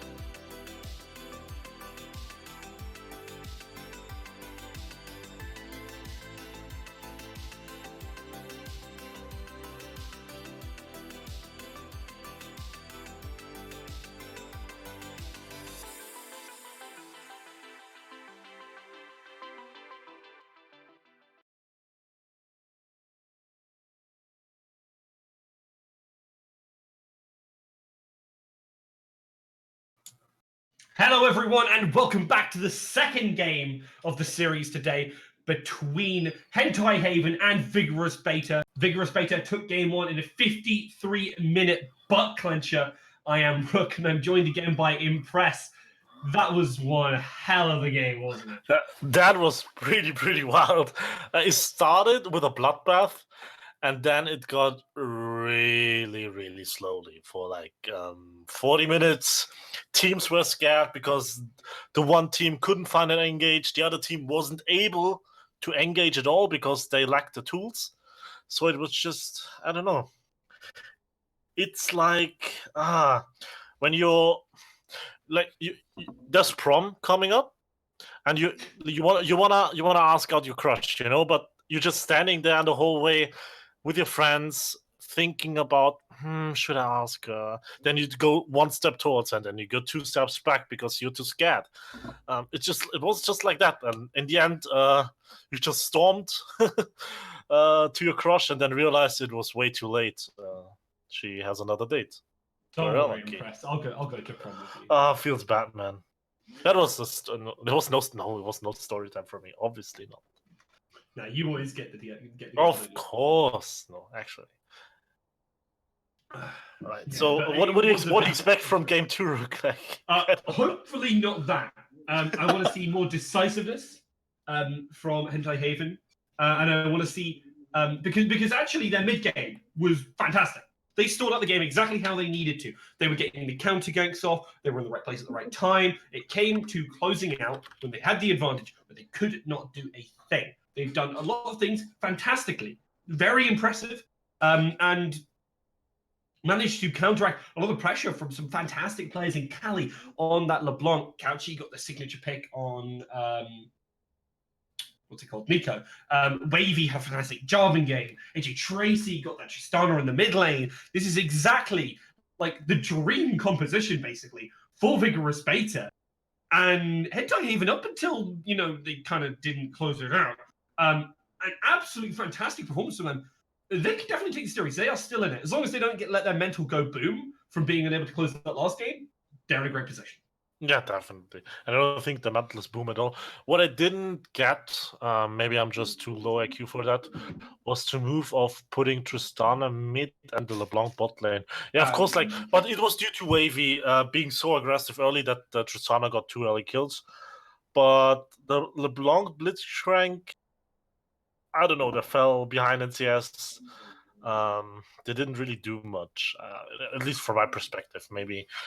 Maybe I'm wrong, but they surely have tested this in scrims or something. But still, like Dan said, ADC role is super boring, and then he just plays Tristana. Well, yeah. But we are heading into Champ Select already. Yeah, we are. What do we expect from Banzit? Do we expect any changes due to the last game? Maybe for Hentai Haven, you either pick the Jarvan away or you ban it. I don't know what Wavy will default after that. Or what Hentai Haven also could do, let's say, okay, our pick and ban was fine. With Intet, like we only have to change one thing, we have to get one more engaged champion. So maybe instead of the Echo, maybe get a Sejuani in or something. Maybe instead of the Taric, maybe get a Nautilus in, I don't know, or Leona or whatever. But other than that, our draft was fine. We just stalled. We just were very scary because of the Blitzcrank. We were very hesitant. But here's the Jarvan ban, so they don't want Wavy to be a pain in the ass in the early game. But I don't know, he could still pick up stuff. There's definitely some picks still open for him. I do like the fact that you stuck with Sprenecton if you're Vigorous Beta. That ban, very strong. Tristana gets picked away. I like it. If you're looking to play scaling comp, Tristana works. You take it away from AJ Tracy, who's able to play in the mid lane, which is obviously a very comfortable pick from them. Being an AD carry player who's transitioned to this mid lane, I think that's exactly what you want to do. Really clever draft so far from Hentai Haven, even though we're only one pick in. I mean, it's a good pick. Like you can flex it to solo lines or something. To be honest, I don't see Somther really playing it. It probably goes to Kathu, and there's the immediate answer from Couchy. he's being called out for having a small champion pool, a pond basically, and he just picks Poppy here. A Tonk and not very flashy, but she does her job pretty well. Hopefully blocking the Tristana jumps in and out, so you can catch her. And then the Echo. No. Wavy wants to give Delight a lesson here. Hey boy, listen, I'm the all-star jungler in BL, and this is how you play Echo. No, I'm the all-star jungler in BL. You are. I mean, you said you're better than Wavy. It's true. It's true. No, I do actually really like this Echo for Wavy. We saw the power that Delight had on this Echo when we saw around like level 4 or 5. Once they got in a bit of that experience under their belt. Level 6 as well. Just such a great power spike for him, and was really bullying and destroying the mid laners. Yeah. He had really nice counter ganks in the mid lane and bot lane, where he just answered Wavy very well. And then we have the Nico pick. So this Disco top lane. No. I think Shen goes. I don't see Rani playing Shen support. So it's probably Nico mid. Yeah, that is true. Somthor is really good on this Nico as well. We've seen a couple of fantastic plays from him, so I definitely do expect that. The Kai'Sa getting picked away for Kali here. Or maybe for Tracy. Who knows? Who knows? Still an unshot. We will see. I mean, it's the most busted ADC at the moment in my eyes. They're banning the Morgana, so they're also expecting that the Shen goes top lane. As I said, I don't see Rani on Shen support. I don't know where she actually goes to. Here. Let's see, banning the LeBlanc. So, I kind of agree with you, and even here with you, Rook, that Kali is really good on this particular champion. Yeah, no, it definitely makes sense. The fact that they didn't pick it up in the first round kind of surprised me. Maybe they expected Pentahaven to let it through. In that second ban phase, you're going to take away those couple of plays. There's no way of letting it through. Kiana getting taken away. Kiana, was that intentional, or do I know? A little bit strange. Does Delight play it? Does Delight play Kiana? Yeah, it could be Kiana jungle. I don't know. I mean, we take it. Also, the Thresh ban again, hook champion, but Llama can still default to his summer unsealed spellbook Blitzcrank. Hopefully, he can step up his early game then. I mean, I wouldn't be surprised to see him pick it up here. Well, it would be a little bit strange with Kai'Sa, but Beta Llama has been playing as Vel'Koz, I believe, on the OP.GU. So I'm expecting that actually to be bot lane as the support. Alright, I'm betting against it. I say this is Vel'Koz mid. Okay. But let's see. I mean, they can still flex it, but that's gonna take my bet. Oh, I might have got mixed up actually. It might have been.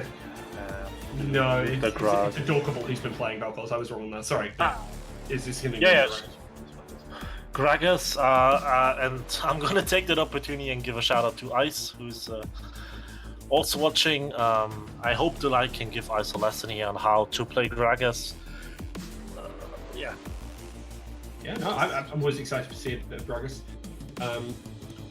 Last pick. Is it the Tarek again? It's gonna be the Tarek. Again, looking for this team fight comp. I think this is definitely a much more mid-game focused comp. I kind of like it. Especially with that Nico and the Gragas can definitely put a lot of pressure down. And with the Shen going on to Somtha, Motojo and Somtha on Shen Nico was one hell of a combination. That could work, yeah. There's a couple of really great highlights of Somtha landing some massive pop bottoms off the back of a great engage from Kathy. Sorry, so Kathy. Is this on or Poppy jungle then? Or could this be on support? It looks like it. I think we just wait until 20 seconds, then we know. Because as a pro player, you're not allowed to swap champions after 20 seconds. Don't know if that anyone knew. We'll see. On support seems kind of odd, but Tristana Tarek is a fine dual lane because it's a guaranteed stun. Tristana jumps forward and Tarek just stuns from her position, and it's on support. Interesting. I mean, I don't know if if I like that, because it's level 12 now for the Orn upgrade. Disregarding the previous game, Rook, because it was, hopefully an exception. But getting to level 12, level 13, and on as a support is difficult, I say, compared to top laner or jungler. Mhm. But because like you have to get into high level, and usually as a support you don't get that. You don't have the luxury. So I'm curious on how VGB is going to play this out. I mean, they should scale here. So on paper, I mean, considering the fact that they have to own items, they should be better in late game. Vel'Koz and Kai'Sa being able to deal serious damage. On the other hand, if you're not able to kill the Tristana, she's gonna carry. Yeah, and I think that's what they're looking for, especially with the Shen.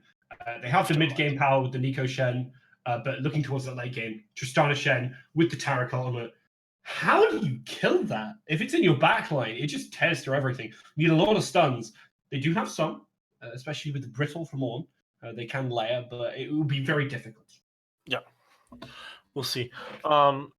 Delight also now has the early game favorable matchup here with the Gragas compared to the Echo, so I don't expect him to be bodied as he got in game 1 by Wavy.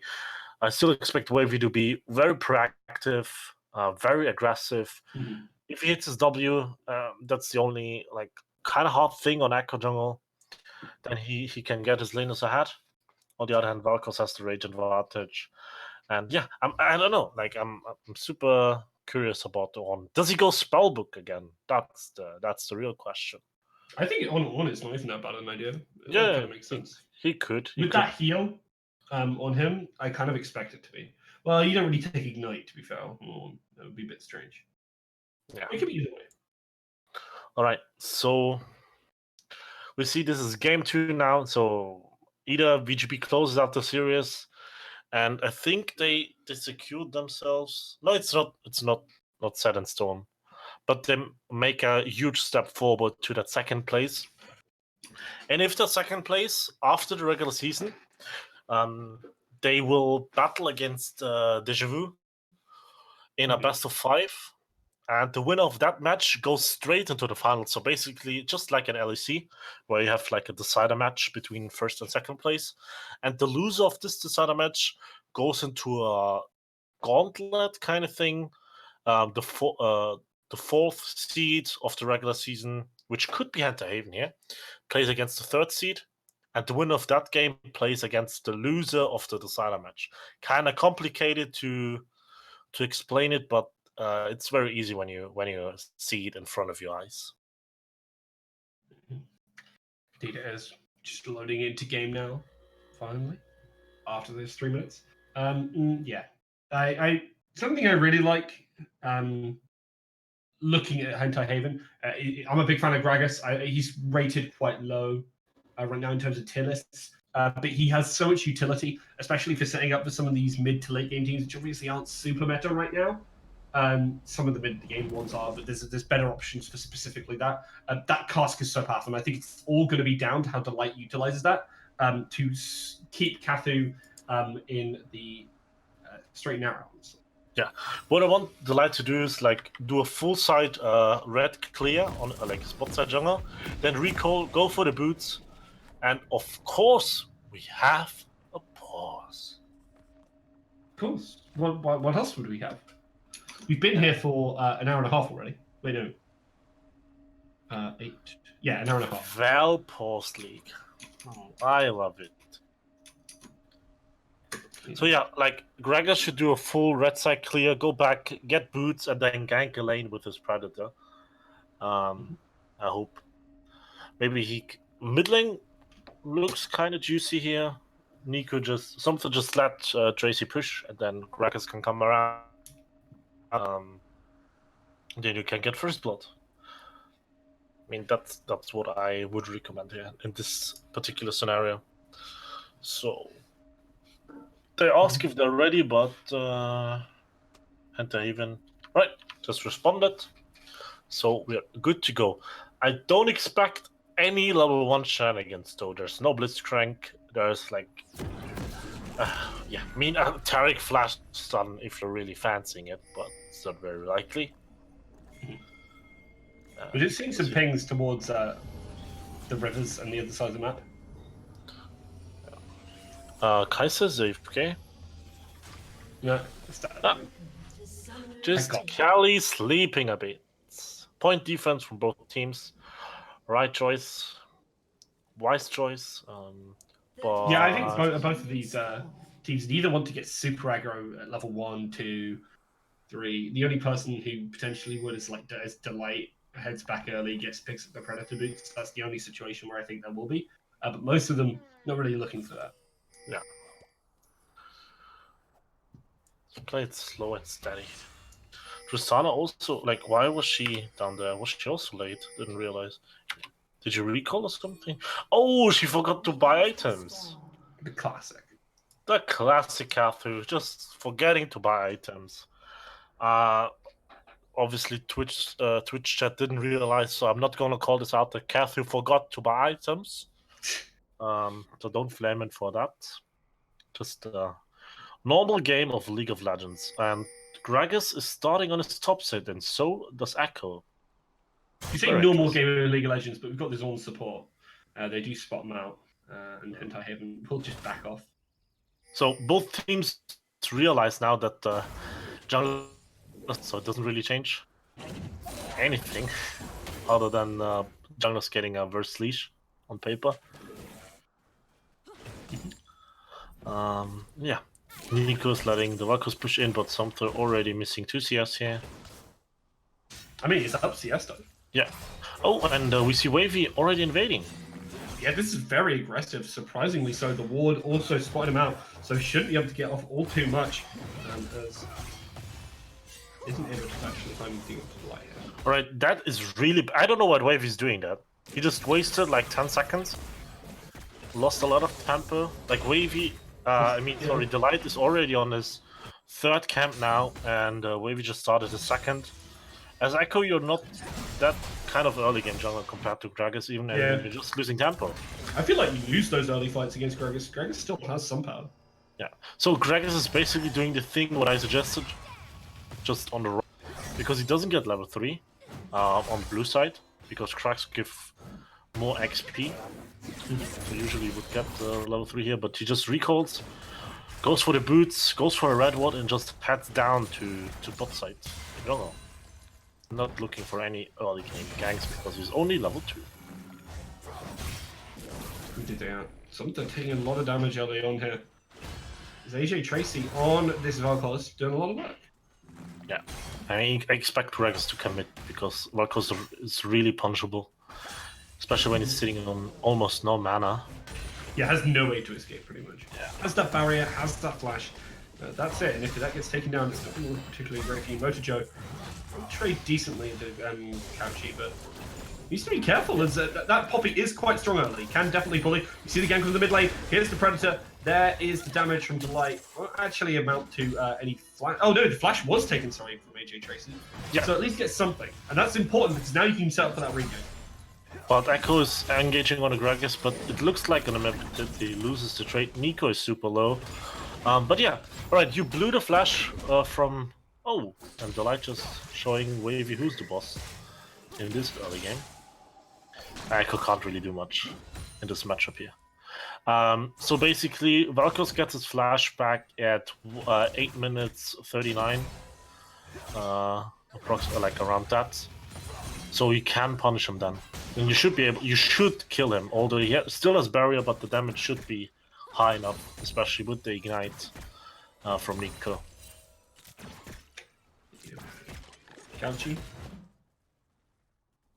has been able to bully so far, a bit onto Motojo, keeping his health low. This is really nice because Wavy Lad has been trying to stay around this top side and make something happen either in the mid lane or towards this top side. I expect to see something in the next couple of minutes. Yeah, Joe should back now. He sees Echo now. He does, but we still see Wavy going on aggressive. Motor Joe eating a bit of damage here. The camera not showing us anything. As nothing happens at all in the Yeah, he just taunts out. It's all good. Shen has his dash and still has flash. Didn't even need to burn it. But yeah, and Tristana already 7 CS ahead of Kai'Sa. But Wavy is going for the return gank again. I think he's wasting his time a bit, honestly, here. Yeah. He's falling behind in farm. Isn't able to actually get anything out as Motor Joe on this Shen. Very safe. Really great Shen player. We'll lose early against this Poppy, as I said before, but he's not going to amount to too much. It's not super relevant. I mean, Wavy probably forgot to realize that he's not Jarvan versus Echo, just like in game 1, where you can just bully people, because he lost a lot of time after his buff. Like, he just went into enemy jungle, placed a ward, and just went back without getting anything. So there was like 10 seconds. Then in the mid lane, wasted a bit of time there, then tried to contest the bot lane scuttle with Gragas. That's really nicely played from Motor Joe. Will take a lot of damage, but manages to escape as, again, Capture trying to put on that pressure, trying to test him in this top lane. Trashes forward, tries to get the buckler shot, but doesn't actually manage to get it. Flash, so not too bad. Yeah, it's okay. It's glad for Joe that survives that. Very lucky. And engage on the Ornn. Gragas, oh, he goes deep. That was a bit too far forward, but does get a lot of damage down. If Rani used to ignite there, Ornn is dead. Yeah. So true. It was hard to like properly get on top of him when they were in the position to actually get the kill off. Yeah. We do see the counter get potentially coming in for Wavy Light here, trying to position himself, but unfortunately it's only Kali in lane, so it's not going to amount to a huge amount. So they forced out the Ornn, he had to blue heal. I mean, I'm not blaming her, because hard to realize, hard to know how much damage you do to support Ornn. And don't have a lot of practice against it, yeah. Yeah, ignite him preemptively, like, it's okay. So, Greg is recalling while Echo is doing a spot side jungle and moves up in the top now. And I want to see a mid lane gank, because something just let Vel'Koz push. Yes, he's gonna use his abilities anyway, and then just call your jungler and punish him. Flash body slam. Vel'Koz has only barrier, but I don't think they're doing it because Flash is up soon. Oh, he could go in. Yeah, he got hit by the Vel'Koz Q. Yeah. Vel'Koz E, sorry. That would have been a nice opportunity for Sumter, unfortunately. Didn't respect the fact that AJ Tracy does actually have CC in his kit. And needs to definitely look at that going forward, because it should have opportunities to kill the Vel'Koz in this lane. And is unfortunately just 10 CS behind, because they're unable to do it right now. Yeah. And now, they're pulling the bot lane here a bit, and I could just... I think he got the Scuttle Crab now. Not sure. Yeah, he got it, and able to escape. And Flash is back up now for Vel'Koz. Very bad from Haven, not even attempting to punish him. Like, it's fair if you try and it doesn't work, you know. Just unlucky. Oh, Sumter! Again, needs to respect the fact that that Tracy on this Vel'Koz can do so much damage, has the CC, has everything they need to just completely destroy you if you step out of line, and dies for it. That's first blood over to Tracy. The big opportunity in his middle lane is now they're going to rotate down. It's really doomed. It's really doomed. They didn't punish Vel'Koz for having no flash, and in the second Vel'Koz got his flash back again, he got his full power and was just able to solo kill the Nico. Very, very unfortunate for Haven. Indeed it is, and we're having another one of these really slow games, so... 50 minutes? I hope not 50 minutes, but we could have like another one turret plating game. Oh yeah. Probably. Alright, so Poppy able to outtrade the Shen. Remember they picked Shen into the Poppy? So it, yeah. Not doing the best work here. They just want to neutralize. Shen is level 8, hasn't used ult once. I don't know maybe he wasn't able to, but ulting the Nico when she got solo killed. I don't know if it was possible. But yeah. Nothing going on in this game. Very slow, as you said, Rook. VGB pinging for the Drake here. Yeah, and looking for these opportunities from the other game, for things like the Drake, which gives you that statistical advantage, it is really nice. And it will help you looking forward. You're building a base for a stronger mid to late game. And that's really what you're doing, because that is what both of these teams are based on. So the Kai'Sa is now alone. Yeah, Delight will get Mr. Flash. The Stand United is there. We're going to see the taunt. The cast doesn't quite land. A big mistake from Delight. And I was talking about those casts, how important they would be. And a huge mistake is now that she's completely in the wrong direction. Delight will flash away to barely survive. But that is one of the worst ganks I've seen. So much negative for the side of Hentai Haven. And now an opportunity for Beta Llama to get aggressive here. Perhaps shouldn't do it when there's 4 members of Hentai Haven sitting here around this lane and will die for it. However, that's a lot of utility expended for the side of Hentai Haven. They need to respect it. And there is a dead Somtha. Nico unable to do anything. Alright, people are just inting right now. Delight missing his cask on a taunted target. Then Llama just, I don't know, stepping up into 3 people. He's a support on, not a tanky, although you're like Team Green abuser with the aftershock. And Somtha, second time now, he got solo killed by the Valkos. You just respect the damage. Yeah. Don't step up too far. Valkos like, is one of those mages that just want yeah, it's over. Like he's 20 CS behind. Valkos has 2 kills. He's just really doomed. Something probably crying already to get him out of this horrendous lane. He doesn't really have that range, which is normally what Nico relies on so heavily in their lanes. And you just gotta feel bad. There's not much you can really do. And they're utilizing this pressure to bring down Couchy to try and counteract some of the engage that Delight is looking. Yeah. So Hentai able to punish the bot lane here, playing for some plates. So it's more than only 1 plate. Rook, super good. But they really have to be careful about the mid lane. If I were Hentai, I would just continue. Maybe make sure the top lane is being. Hope that you're faster at killing the bot lane turret than Poppy and possibly Akko is at killing the top lane one, and just get the first pick gold. Because other than that, it's just doomed. Because Poppy is out trading the Shen, Vel'Koz is out trading Nico, and Tristana is really good at taking turrets. Just use that advantage. Yeah, you definitely want to try and make someone confidence map. You're falling behind. 1.5k behind at the moment. Certainly likely to open, even greater. Because Wavy Light is now in the position to make a lot of these plays. The Light needs to do something with this cast, needs to utilize this predator that he's got.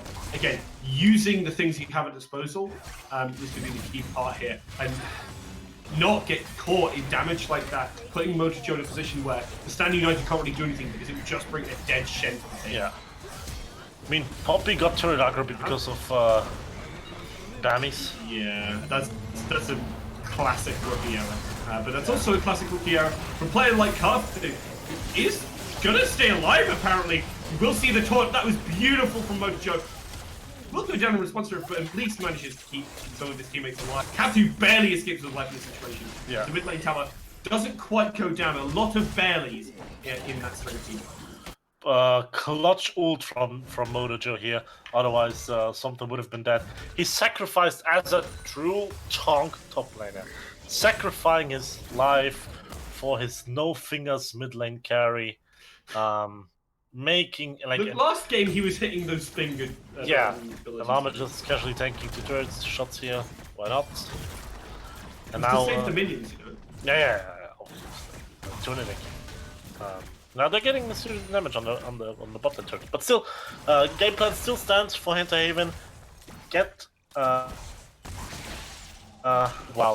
BGB should focus on the top lane one because both like both turrets respectively sit on 2 HP.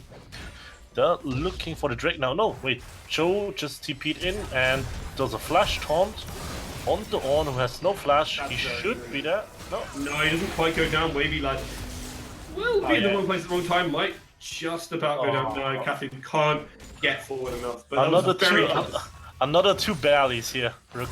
But they're playing around the bot lane turret, while Couchy is getting the top lane. They have to hurry up. But everyone from VGB is down there.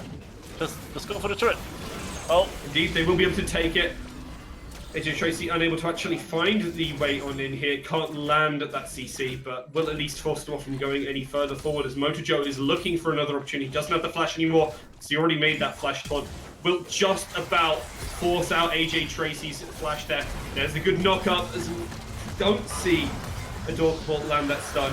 Dragon is secured, and that is a dead Kai'Sa, presumably here, as we see the Pot Blossom coming in. Stuns two members, there's the taunt, there's the lockup, that is a dead bot lane, and that is exactly what you want to see if you're Hentai Haven after such an awful game prior to this, as they were just hemorrhaging players across them. Hello, I'm Couchy, I'm split push toppy, I have TP, but I don't care. He could have he's looking for this tier 2. He's just split pushing. Oh, Channel coming in for the Gragas, but I don't think they're able to get it. Oh! What a flash and a taunt! Couchy unable to knock them away, and that will be the kill secured as Couchy getting outplayed there. Ladies and gentlemen, the award for the fastest fingers of the evening goes to the light with this flash. Oh, like very short range over the poppy ult. Expected it, predicted it, and dodged it. Look really nice. They were able to kill the poppy, who on the other hand was able to get 2 turrets in the top lane solo, and that should be a lot of gold.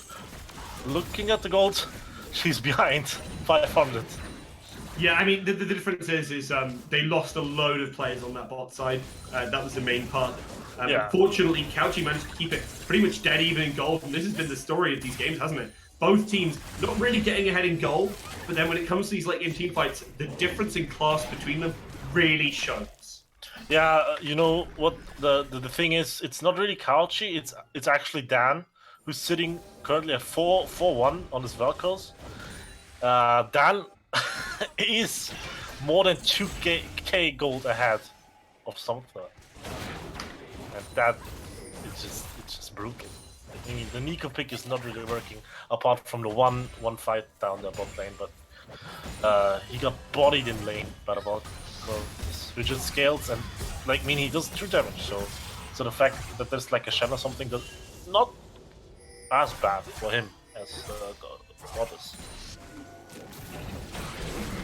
And he's ulting again on the Gragas, but not able to kill him. Yeah, and we see an Ornn ult, the Ornn Horn in the top lane, not able to catch the Sana because she has rocket jump. And now Hentai Haven, are they looking for something in the mid lane? Yeah, they are. Yeah, that's a nice route from Somtha here, trying to get the kill onto AJ Tracy. There's the flash forward. There's the teammates coming together to finish off that big threat in the mid lane. And now they're looking to take a little bit more. Have to give props here to Somtha, realizing that the Velcros had no flash, slowing him with the GLP, then hitting the root, and now Kali is, yeah, right. Look, compare Kali's LeBlanc to Kelly's Kai'Sa. Your statement, the stage is yours. I think Kali should probably play mid lane. That's lane. all I need to say. Yeah. By the way, Couchy is continuing his PvE experience. Welcome to League of Legends, where you can just battle minions instead of enemies, play some PvE if you're into that, and got the bot lane turret. Indeed. So he got 3 out of the 4 towers for VGB here. Oh, he's recalling, but that is, yeah, no, needs to respect the fact that this Shen does have a taunt, which is CC, stops your teleport, looks for the hammer again, does knock away 1 player, but there's still 2 right on top of you. Definitely needs to be careful. The flash is expended. You may even see getting cut off at the pass by a Dorkball here, but unfortunately it won't be quite enough. Will Bastion onto it. The stun comes out. Motojo locks him up. That is most likely going to be a dead Couchy. No, manages to dive away barely. The cast coming through and the Radiance will keep Hentai Haven. Kauchi able to escape the, and I don't know if you didn't see it, Llama tried to dash over the wall with Orn-E, but Buddy that stops when you hit terrain. So That's like kind of the point of it, isn't it? yeah, and also that there was no way he was able to knock up anyone because Gragas wasn't even close, and he was the nearest to the wall and the river. But other than that, like I mean, Kauchi got away. Fair. I mean, he had to burn his flash, but I mean, it's Poppy. Like, it's not that bad. It's not that bad.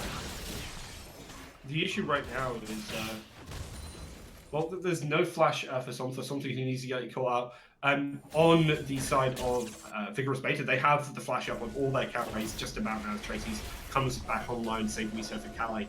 And this is exactly the kind of position where, even though they're down like 1k gold, they can still take these fights. They have a lot of pressure across the map. Pushing lanes is exactly what you want to see if you are Hentai Haven here. And they have managed to set them up for themselves. Oh, Monojo. Pause. Brilliant play again from Mojo, setting up so much. There's the Pop Blossom. There is the setup. Somtha, even though he's behind, can find these kills. The Light is just about to survive. Double kill coming through for the Tristana as Kathu will survive here. They're going to turn towards the straight. Probably not have to Light tank it because that is one unhealthy Gragas right now. Hentai Haven, just styling on kids. I mean, we said it, like, the mid-game spike is good. And they're able to fight the engages Motojo with another clutch taunt here. I think it's called Shadow Dash, Shanti, I'm not sure. Something like that. And Wavy Lad with the excuses, ladies and gentlemen. 3k ping that fight, of course, Wavy. It's not because you're bad, it's not because you're boosted, it's because you have a bad internet connection. Brutal. Yeah, that's going to be a dead Delight. He was on 3k ping too. Yeah, 3k ping, alright, that's the standard excuse for now. And Hentai Haven, what I like, they won the fight and they turn the numbers advantage into two objectives. Like this specifically, the Cloud Drake and the tier 2 turret in bot lane. Oh, I mean, Wavy said 3k ping, then Ronnie was so kind to ask, do you need to pause? But it's fixed apparently. Yeah, now they're not in a team fight. Now they want a fight picked off the line. It's absolutely to focus on something more relevant to the game, we look at these comps. There is something on Hentai Haven's side which we were looking for in that first game. They have multiple members who can now engage. It's exactly what they needed. It's really working out for them. Yeah, definitely, mate. Give them the tools and then they can start fights, and Llama's getting caught out again. Bye. 3k ping for Llama. He's dead. Unlucky. On the other, meanwhile, Kathu is just doing his best couch impression. Just split pushing sidelines, but he's not able, unlike the split push master himself, to get a turret here. This is so sad. But we'll at least set up for the team to get this mission towards Baron, which is exactly what we want. Kathu walking a little bit far forward. Again, you're talking about Kathu and pushing up aggressively. On this Justana at least has that jump away to be able to do something. But I don't want to see it overextend too bad, because that could be the pick that Vigorous Beta need to put themselves in such a great position to take the time. He's like a VL version of Wild Turtle. I don't know if you. yeah. Just. Hentai Haven is doing the right thing. They just need to pressure Baron now. Shen is on the bot lane inhibitor turret. Let's go to the Baron, start it. Poppy doesn't have TP, Shen does, and also has his ult, so you can just safely start it. But a bit scary. Yeah, they're definitely aware of a lot of the pressure that's coming out from the side of Vigorous Beta. They don't want to fall for it. Mojo even comes towards his mid lane. Just going to help them secure and brute force through this mid lane turret. This is a big opportunity to rotate. Do you think it's in the back of that of the Light that he lost like the crucial smite fights in the last game? I would say yes. I don't think it's hugely relevant. If he misses another one, if I were him, I would tilt. But I think Delight definitely he'll have this down this time. His upper level as well. Shouldn't lose this. Shen is back at bot lane again. Just wait for him to crash, like to let the wave crash at the inhib turret, and then you can dance around Baron, clear the vision. Maybe Tristana can. That's a good move to apply some pressure on top side. VGB has to respond, but I mean you have the game in your hands now. Just be cracked. Red team's turret has been destroyed. They're being proactive. They're taking these turrets. They're using the Baron Vision and Baron Bait to actually get stuff off. They put again Motojo towards this top side. As we said, had many tools for rotating around the map. So in a great position, honestly, fighting against Couchy here because can survive pretty well. It's 4-1 and 9, but it's still losing that fight because the Poppy is actually kind of scary in those 1v1s against tanks. It actually deals surprising amount of damage. I'm starting a fight too. Yeah, it's not happening. That's nothing they get. I mean, That was a waste of ult, honestly. Yeah, they were able to get all ult and Valkyr's ult, so please, for the love of God. Just go Baron! Oh, as we say in VR, for the love of Hyper, just start Baron, please. They have the vision. They have everything they need. Yeah, just go to Baron. No, don't ARAM. No, don't. They are the most American team. It's because they're free. What are they doing? Are they going for what Drake is this? Ocean. It's Ocean. Wow. Oh, 27 minutes into the game. Let's get an Ocean Drake.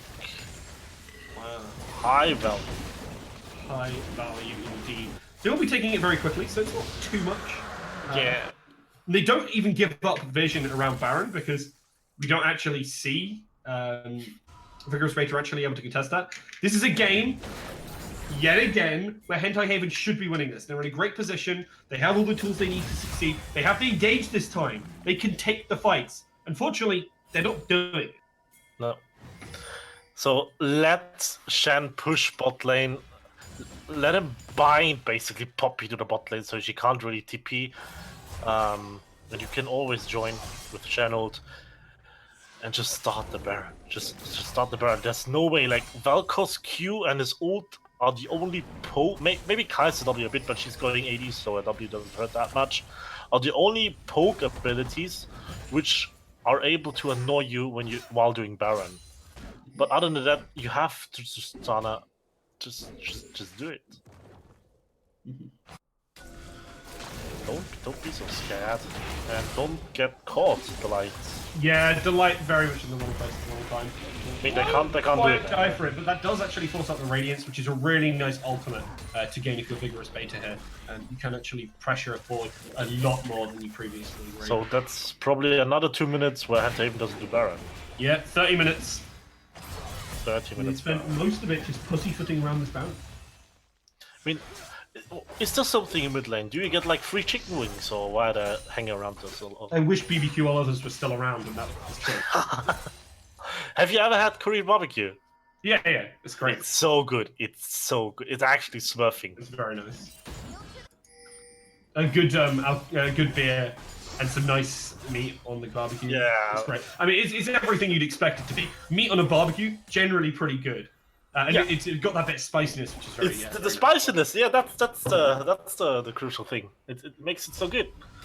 And also, like, I don't know, like the whole atmosphere, especially like if you're at a cool Korean restaurant. Yeah, I went with like a group of 7 friends, and we just like. Yeah, I mean, chilled out, yeah, you're spent sitting at a big table with your friends and just, it's good. I'll tell you what, it's similar in a way to like if you go camping and you're all cooking out on the fire, and it's just really nice, you know? Yeah, that's It's really good. And I want to see more camping around this Baron side for Hentai Haven. Is yet again, players being in the wrong place. Why are you mid lane? You're achieving nothing. I'm so close to rage quitting this game. It's very, very unlucky. I don't know what they're doing. They're going bot lane now, so Yes, because they intend to kill Couchy, the very, very tanky Poppy. Is there something about Baron, or I don't know? Are they It's scared? cursed. They've lost the smite fight on the quest. It's cursed. Maybe. Have to just. But the thing is, like, therapists tell you have to face your fear. You know. You No, have no, to. it's true. And I don't want them to do it. Go Baron. This is You the have to. simple solution for what you're doing here. Yeah. You're just messing around. You're trying to push in the mid wave. The top wave isn't pushed in. Why is there no one there? If you're in your mind setting up a Baron, you could push that out. You could ward up the enemy jungle a bit more.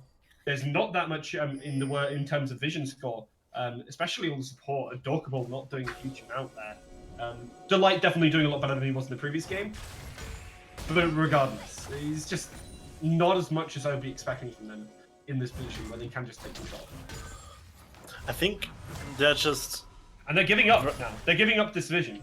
And there's the possibility where you see Vigorous Beta walk in, clear a couple of these vision wards, and just pressure towards it again. Now, Hentai Haven aren't in a great position to. They have no vision of the topside jungle. They're trying to get. Yeah, this Get fight is his good. flash. Oh, Kali yeah. is going to probably die here. As the casters come in, and then we're talking about Please, the casters. please, This is exactly please, what you need. please, Go back. please, Baron, They're Baron, going. Baron, They're Baron, moving Baron, towards it. No, Baron, Kali, wrong way. Wrong way. They're Catholic, not Catholic. Baron. They're starting it! Rook, they're starting the Baron, imagine that! They do actually have vision, because the ward on the top side of that Baron is actually outside of the red ward range. There's going to be very little chance for this to be stolen. Delight is a level up. If Wavy steals this is a huge mistake. Imagine the two. Imagine the two. He's getting taunted up. This is exactly what you need to see. Motor Joe is doing his job. The TP comes on in. The Baron regens as they are pushed off it. Hentai Haven. Are they allergic to closing out games? I don't know. I have no words. I'm speechless. They're pinging the mountain drake now. It's good. Okay. It's like when you're learning how to surf, you do like exercises on the beach first, for heading into the ocean. So we had some exercises for now, like 84 minutes last game, and this one 32 minutes in. I think it's time. I know it's October, the water is cold, but please just dive.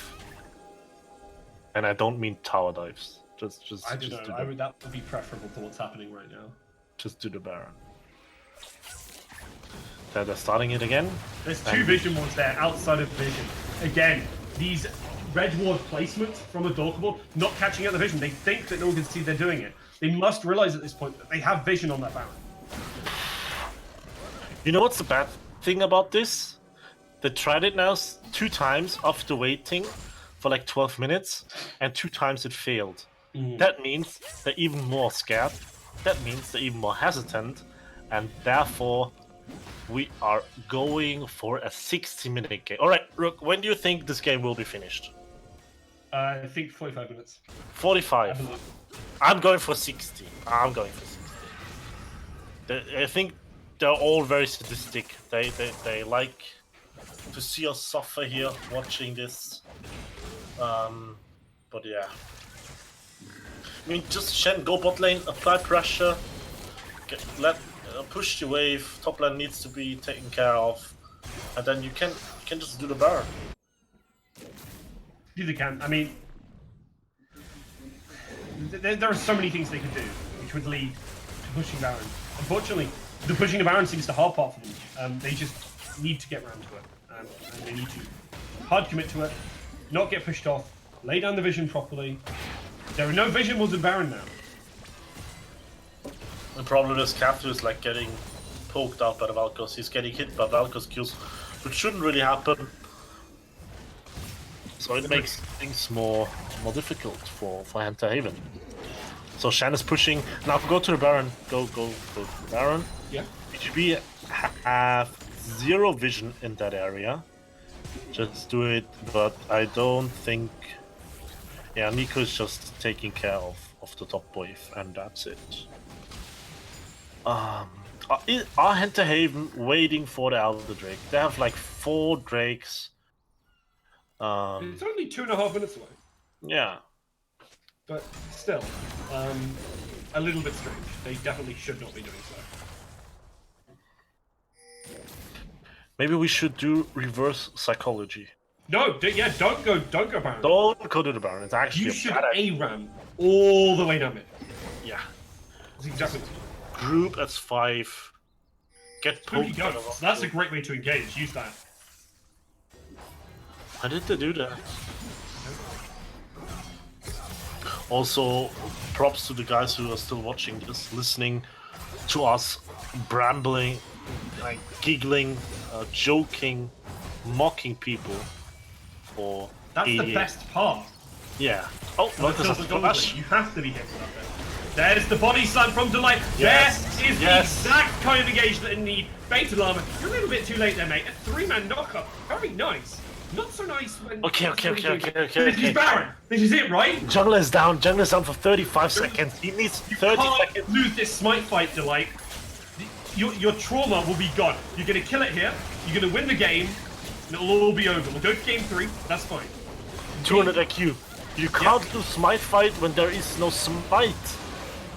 Yeah. So Especially good. because there's no spellbook blitzcrank on the opposing team to Yeah. try and steal the Baron. Oh, finally. All right. I want to see them close out the game with this, though. That's the next question. Can you close out Ah, the game? haven't you learned anything, Rook, in the No. half hour? It's gonna take well. them 25 minutes to close out this game. I really don't want it. Right. Elder spawns in 1 minute. I hope Haven is confident enough to take it right on spawn. Shen can join with the teleport. His ult is back up soon. Just wait for it. And yeah. Push out the waves. That's good. Get establish vision in the bot quadrant. I mean, It's doing a lot of the Catherine. prep, to be fair. It's just Yeah, doing yeah. the, The actual final stuff. step is missing. Like the prep is there. Normally, the final step is the easy bit. Yeah, I mean, you have everything. What are you? Oh, they're prepping for Dragon here. Yeah. Yeah, prepping sources, like, yeah. And you still have again this Shen on the top side who can pressure the tower with Baron minions and everything. I'm not sure why Maybe he's Falcos looking is up there. Yeah, it's a little bit strange. I mean, he's just looking to for the wave, but they have little to no team fight strength. That is no jungler. Oh no, jungler's still dead. Jungler's still dead. Kathu though is getting zoned off by Couchy.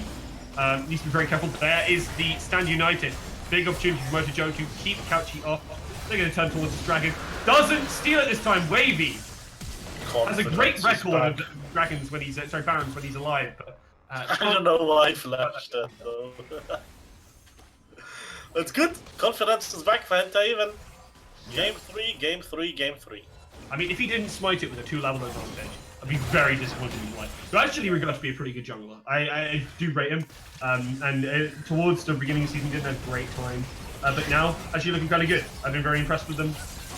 It's at the start. And disengaged is exactly what you need. The game's going to get closed out here. The light does go down. Shouldn't feel too relevant. You still have Kathu alive. Kathu should be able to find it. There's the Hot Blossom.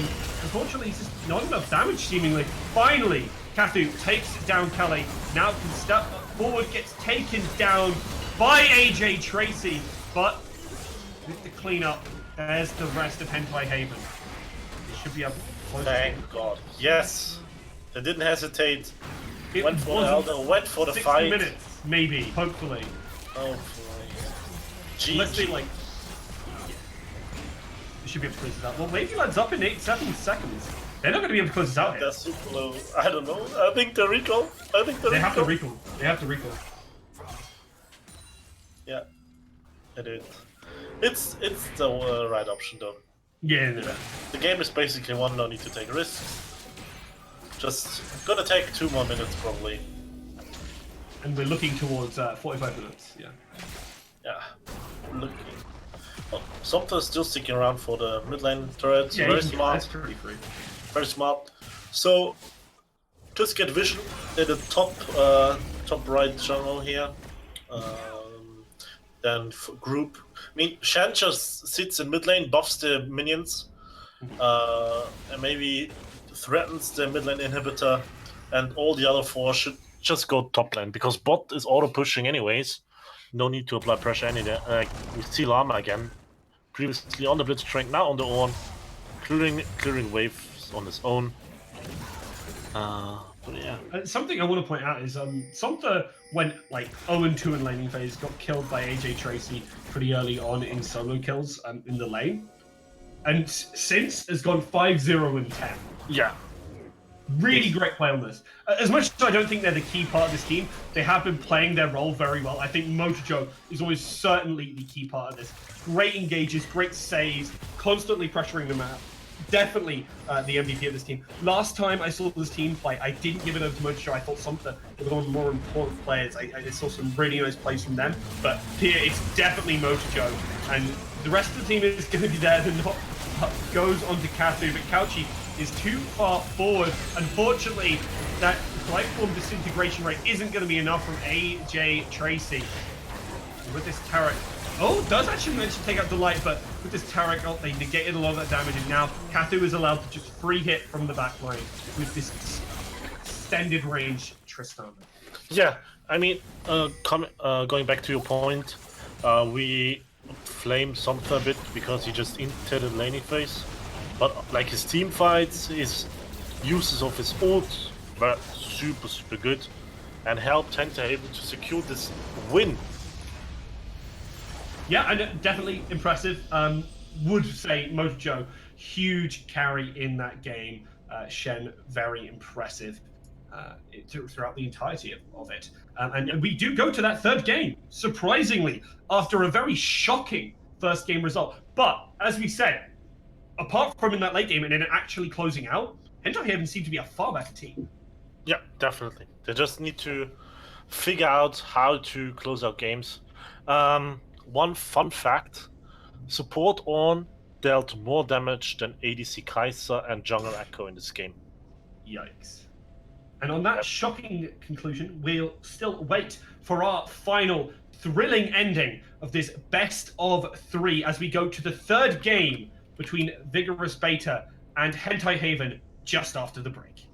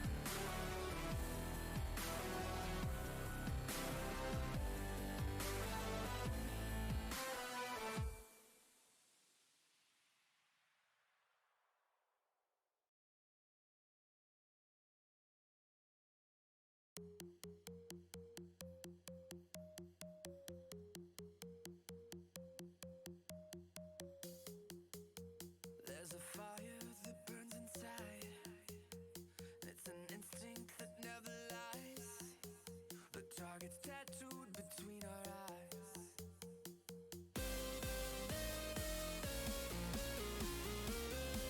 Stand and fight under the lights on the higher stage. A part of your life they can't take away, just like the blood running through your veins.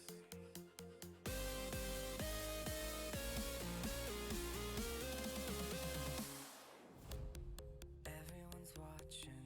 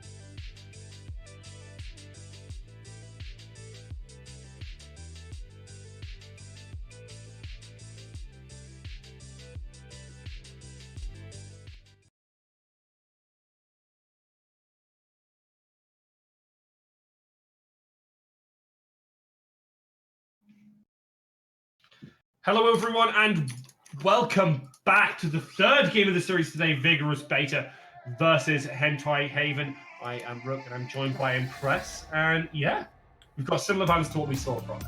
Yeah, a very long evening so far, Rook. Same bands, so and we just quit the game. Kleinbuck or Flammer. Explains his last game. But other than that, it's gonna be interesting because Haven is now fielding a different AD compared to Kathu, but that guy hasn't finished his flex games yet, so I'm not sure. Yeah, we'll have to see. I think decisions are still being made with regard to that one. We'll see what admins see, what they say. But yeah, Haven, maybe because the games were super long, having to sub out Kathu. Mm-hmm. Now bring in a stand-in. But yeah. And so far we haven't heard anything from the admins, so I don't know. Mm-hmm. I mean, it would feel bad if we start this game now and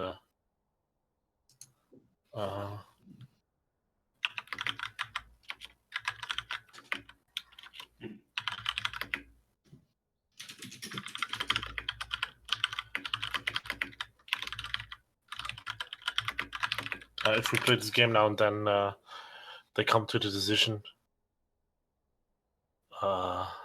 he's not allowed to play. Mm-hmm. Should we go to a quick break while we make this decision? I think, yeah. Yeah, right. We'll go to a quick break. We'll see you after that is sorted.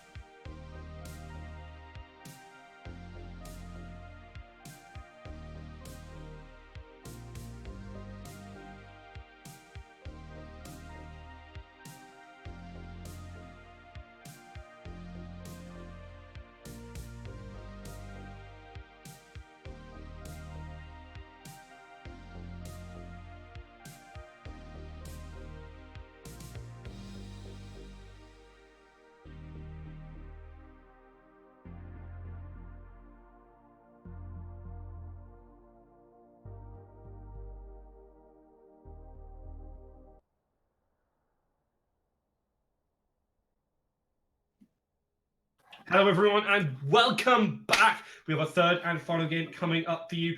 We are going to hopefully get into this very, very quickly. We are all ready to go. Bombing Dude is coming in from Kathu, as you said prior there. Impressed. Do you want to tell us quickly about the results from the other games? Yes, I can. So Deja Vu won 2-0 against Clayton Academy. So I think they're pretty much locked in for first place. I'm not sure. And the other game, Wind Howl versus What Saves Lives Academy, started later than this game. And currently, Wind Howl is leading 1-0 in the series. Wow. So yeah, it's going to be very close at the top. Or like for second place, there's going to be a battle, depending on it's going to depend on if VGB is able to come back after the loss in game 2. Indeed. Going to see these bans coming through again. Actually, returning very similar to what we saw in the first game. That Syndra has been banned all series long. Derek now. Yeah, that was going to be something I was actually kind of expecting because Adorka was basically just been playing that every single game. Yeah. So let's see what she's defaulting to then. And also, VGB don't have to worry about the Terragold Cosmic Radiance, the 2.5 seconds of being able to be untouched in team fights, not getting any damage from any source. Very nice ult. And we see a first pick Sion. By the way, Renekton is not banned. Yeah, no, they're really surprising to see. I think it's a very strong laner. I wouldn't be surprised to see Mojo Joe pick it up here. The Yuumi locked in here for Adorka. Yuumi Garen bot lane. Yuumi Garen bot lane. Now they don't have Kathu. They're going to go straight for the very interesting bot lanes here. I'm excited to see this Garen Yuumi, obviously very strong. Does have its weaknesses, for example, in sieging and such alike. This Aurelion Sol has actually been played by AJ Tracy in practice for the mid lane. This Swain can either go mid lane or towards that bot lane for Beta Llama. Yeah, Swain support currently a hot thing. I don't know. He can be punished in lane. If Swain misses his E, he's super vulnerable. You just go on him. You have to have like a hard engage bot lane, and Karen Yuumi is definitely not that. So it's a bit safer. And the Lee Sin Wavy Lad, right? He went ham in the early game in both matches so far. In one game, it was a smart decision, and the other game, it was int. But with the Lee Sin now, I expect him to do the same and be successful. And there's the Nico pick again. So I'm looking for a Vel'Koz ban maybe here. From Yeah, it wouldn't be too surprising. AJ Tracy did have some fantastic play on that Vel'Koz, so I'm not surprised to see it go if we do. I agree. I like the Lee Sin in that jungle for Wavy Lad. Wavy Lad is able to put on a lot of pressure early. We saw that from the Jarvan in game 1, but unfortunately not able to have the same kind of impact on that Echo. The LeBlanc ban, a respect ban towards Kathy. Yeah, makes sense. Yeah. You were very vocal about Kelly on ADCs in the break. I also agree that he performs just better on mages, on mid lane champions, in my opinion, compared to his ADC performance in game 2. Like his LeBlanc in game 1 was fine. They didn't win lane, but like later on, after the lane phase was over, he was able to burst people really, really well. That's the Thresh ban again. Not giving Llamas Thresh. Also banning out the Gragas, who's kind of good into Lee Sin. If the light is alpha, Rook, listen, he's gonna pick Volibear. If he's a true alpha male, he's gonna pick Volibear. Yeah, you give Joe the Renekton, that's a safe thing. I mean, that's very predictable. But Volibear with Yuumi into Lee Sin, I mean, Lee Sin is not going to contest anything. He's not able to. Like, Volibear wins at every stage of the game. Because, the thing is, like, if Lee hits his Q on you and jumps towards you, you just press E on Volibear and you fear him, then you flip him over and just bite him to death. Like, it's free. Yeah, I mean, it makes sense. Is Lee Sin against some of those tankier characters who can bring along across a lot of that larger amounts of damage. It does seem a little bit lackluster, so we'd be excited to see that Oliver. It's definitely possible. Sarath. All right. So basically, Very similar to the Valkos, yeah. Just more poke. Mhm. And what? So we miss Come on, the volley bear. a jungle. Come on. Come on, Delight. He's going for the Nocturne. It could kind of make sense. I don't like it, but it could make sense. The problem for Haven now, they don't really have an engage. Like Nocturne can go in, but That is the only engage that they really have. Yeah, like they have he a lot has of targets to. for Yumi though. Yeah, Yumi has to be attached to him. Then it's fine. Like in early game, Nocturne can just go in and burst people. That's good. But later on, like in late team fights, and looking at the past 2 games, I think this could go very long. I don't know. Maybe players are tired now actually and make more mistakes, and therefore game is over faster. But I wouldn't bet on it. So yeah, for Haven, you have the Nocturne paired with the Yumi engage, followed up by Nico ult, and then Renekton just goes in and kills people. Garen just, spin to win. But on the other hand, you have a Vayne who's kind of accounted to like any tank, and the Swain support. Let's see, he can't really be punished by Garen Yumi. Somtha is gonna struggle, I reckon, against the Seraph in lane, because he went 0-2 against Valkos, didn't respect the damage, and yeah, top lane. I mean, Karch is just gonna get pushed in, probably just be a beefy tank in the later stages of the game and just yeets into people with his ult. And Wavelat is gonna be very aggressive in the jungle, try to track the Nocturne, maybe 1v1 him, duel him, fight for the camps, fight for the XP. I expect Wavelat to be very, very proactive in the early game. Yeah, the early game I think is where it's really going to be decided. We need to see this Garen Yumi not get too hard bullied by the Swain. I think the Swain is definitely terrifying. Gains a huge amount of gold with the Spell Thieves currently, and also just puts a lot of pressure on. It's going to be down to Adolfo to try and keep them off by slowing them down. But this Vayne Swain, especially with obviously silver bullets, will be able to actually chunk through that Garen not too badly. Yeah. Even with the Yumi healing, if you get caught out, you can go down relatively easily into this. So definitely needs a lot of respect. And I think the Vayne is actually really strong here for Kelly. I like it because there's a lot of tanky members from Hentai Haven. Yeah, definitely. What I want to see from Haven, level 6, just gank mid lane. Maybe try to burst Third Flash earlier, like in game 2, but this time actually punish him for not having Flash. Nocturne just ults in, and Nico follows up with the root and her ult.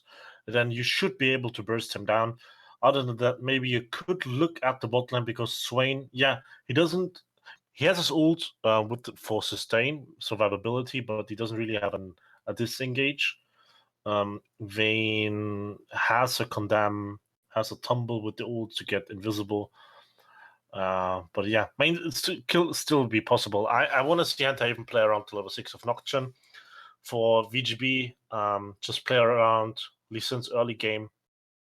Enable your laners to get through that because you have scaling on your side with the Seraph and the Vayne in your team.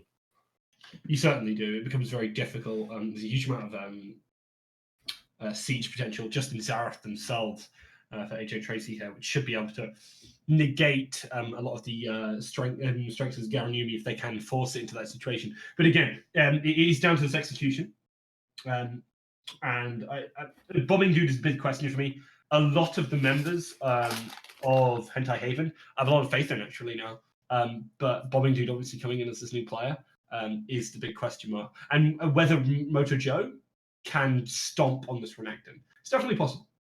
And I think it's actually very likely. The issue is what he's matched up into in this style. Yeah. It's Motojo's best pick. VGB had to be prepared for that. Couch is also Sion main, so maybe he's used to that kind of matchup. Maybe he can negate all the early pressure coming from the Renekton. just scaled, get bonus HP from his passive W. And yeah, so also Lee Sin went for Electrocute, so even more early game damage. Usually junglers go for Conqueror these days to be somewhat more relevant in the later stages of the game. But it's Wavy Lad. It's gonna be in your face from minute 2 onwards, so just be prepared for that. Indeed, it will be. I fully expect that. I'm excited to see because they were such a highlight when we saw them play this when we saw them play in the early game. So very excited to see that again. The troll pause coming in, of course, because we think they're funny. Imagine a VR game without a pause. Imagine that. All right. Game starts soon. Yeah. Let's see if we have any level 1 shenanigans. Don't really think there will be, but VGB is pinging the bot trappers.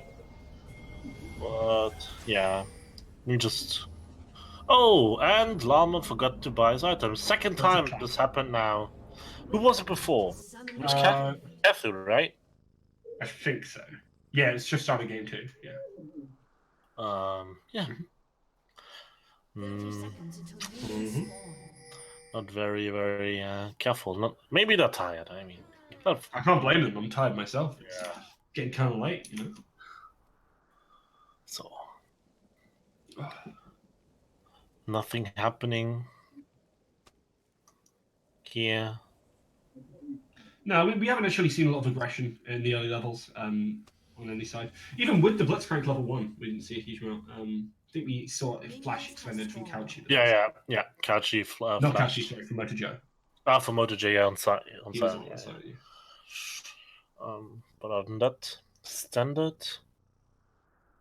Let's see where the bot lane already heads down to lane, so he probably starts the top side again. Very interesting for Lee to start his blue buff because he doesn't really need the energy. I think he wants to crash it towards this bot side. I think that's why. Yeah, probably. Just give bot lane the opportunity to get an early level 2, but just like in last game, both junglers starting top side, so it's even. Oh, Ronnie missing Yumi Q.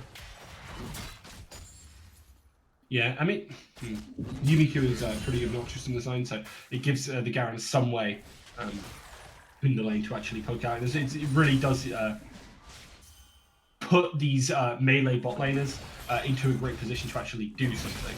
Yeah. Or coming off just a little bit harass. I mean, basically, I'm looking for those slotty spots. So I'm out trading the Renekton pretty hard. If I were VGB, I would just freeze the wave because like Renekton and Yumi can't really step up against 2 ranged champions here. But I'm not sure if they're capable of wave management. And look, if we look here, like it's gonna crash into the turret and reset, and then you should be just hard push this and then just look for reset. Because then you can zone them off gold and XP.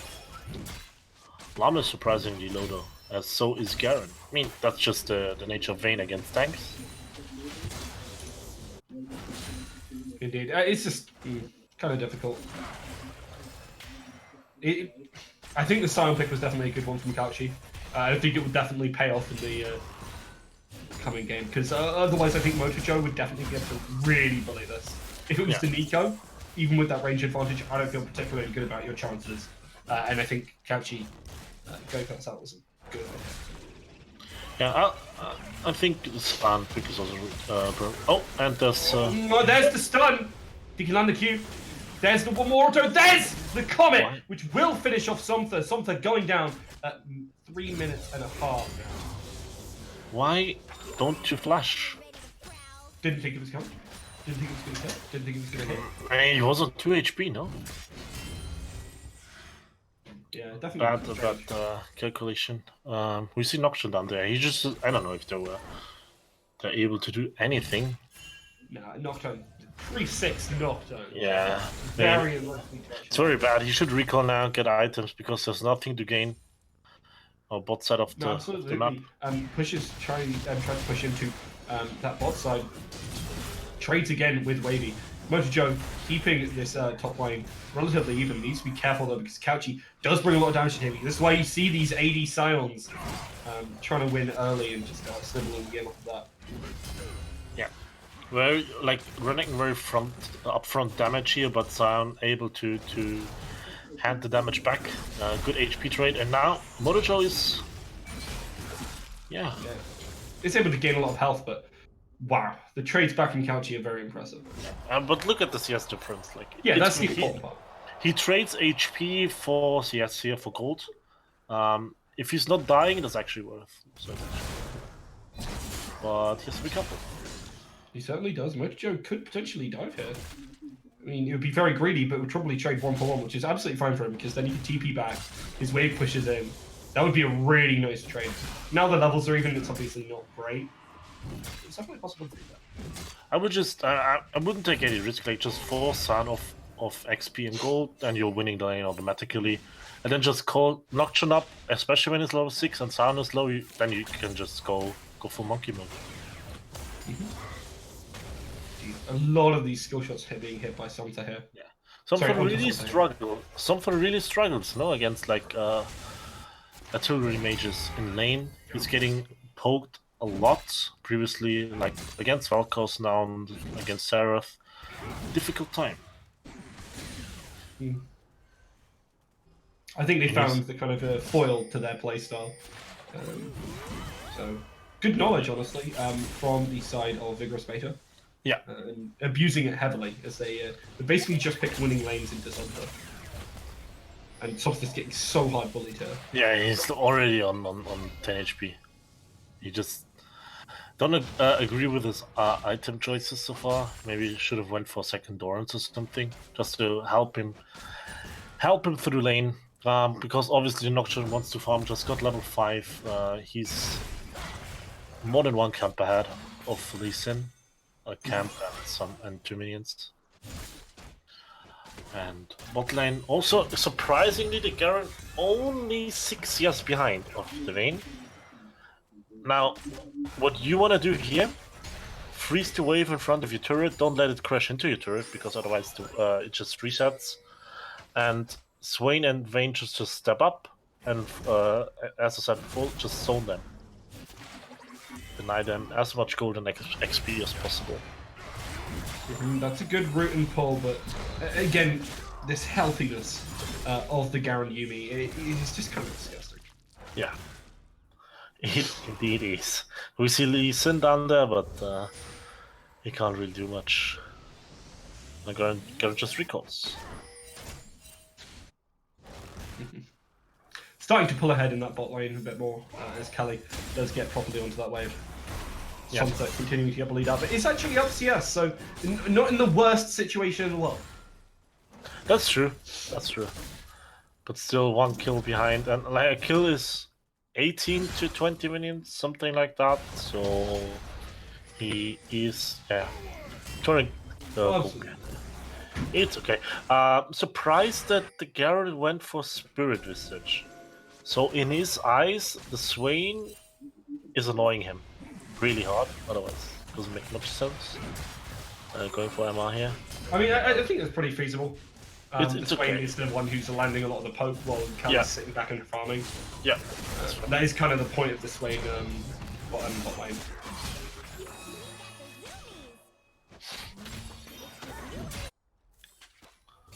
So, Nocturne is level 6 now. I want to see a play.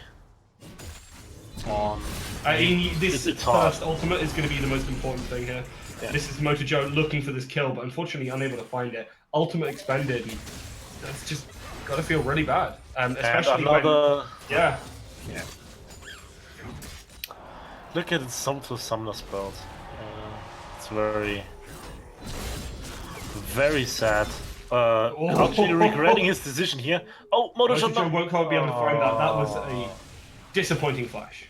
Yeah, very, very unfortunate. But now I want to see Nocturne. This is Beta Llama looking to potentially kill Delight here. Getting very aggressive. He can pop the Ignite. That's important for VGB. All right, so I wanna. I mean, someone has to help something out.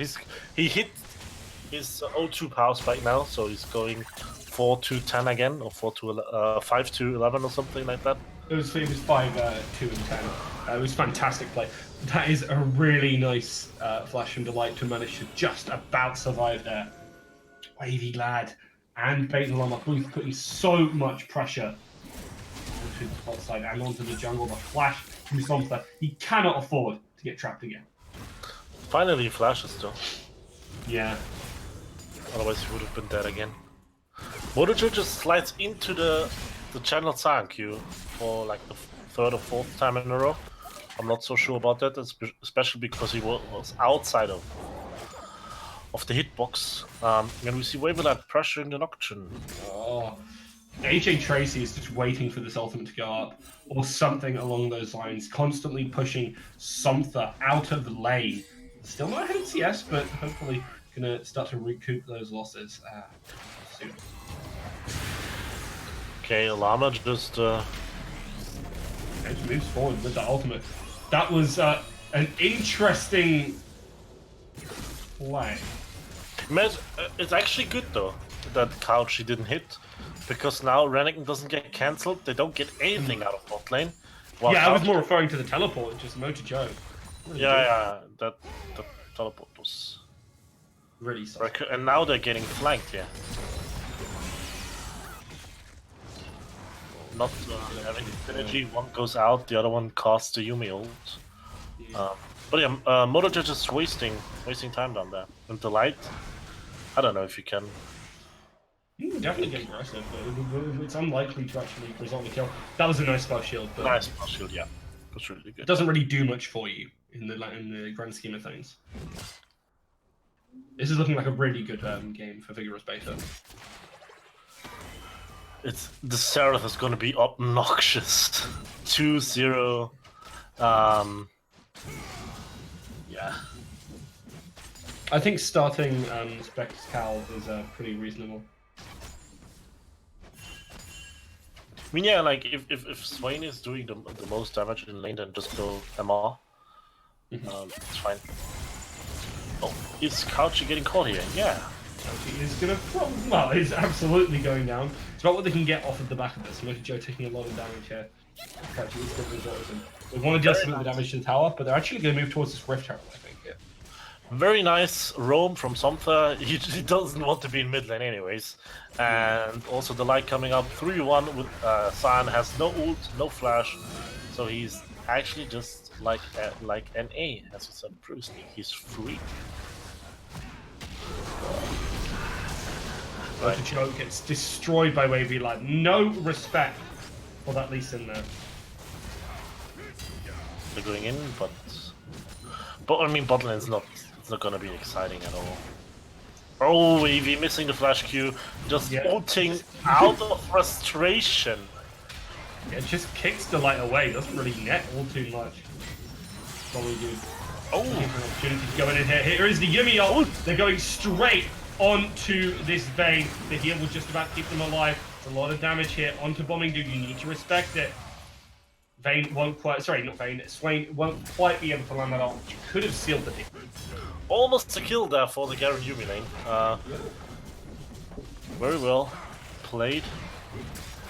But I mean, Wayne had to burst to Summoner. So what I want to see now, Nocturne with the Yumi ulting on the Vayne. Then should be a kill. Yeah, should have to kill it.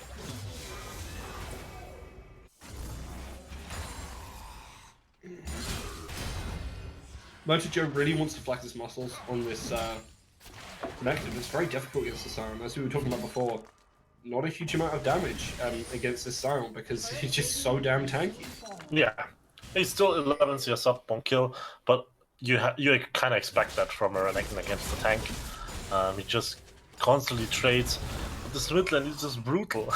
it hurts to watch. What's the second Drake? Come up, Mountain Drake.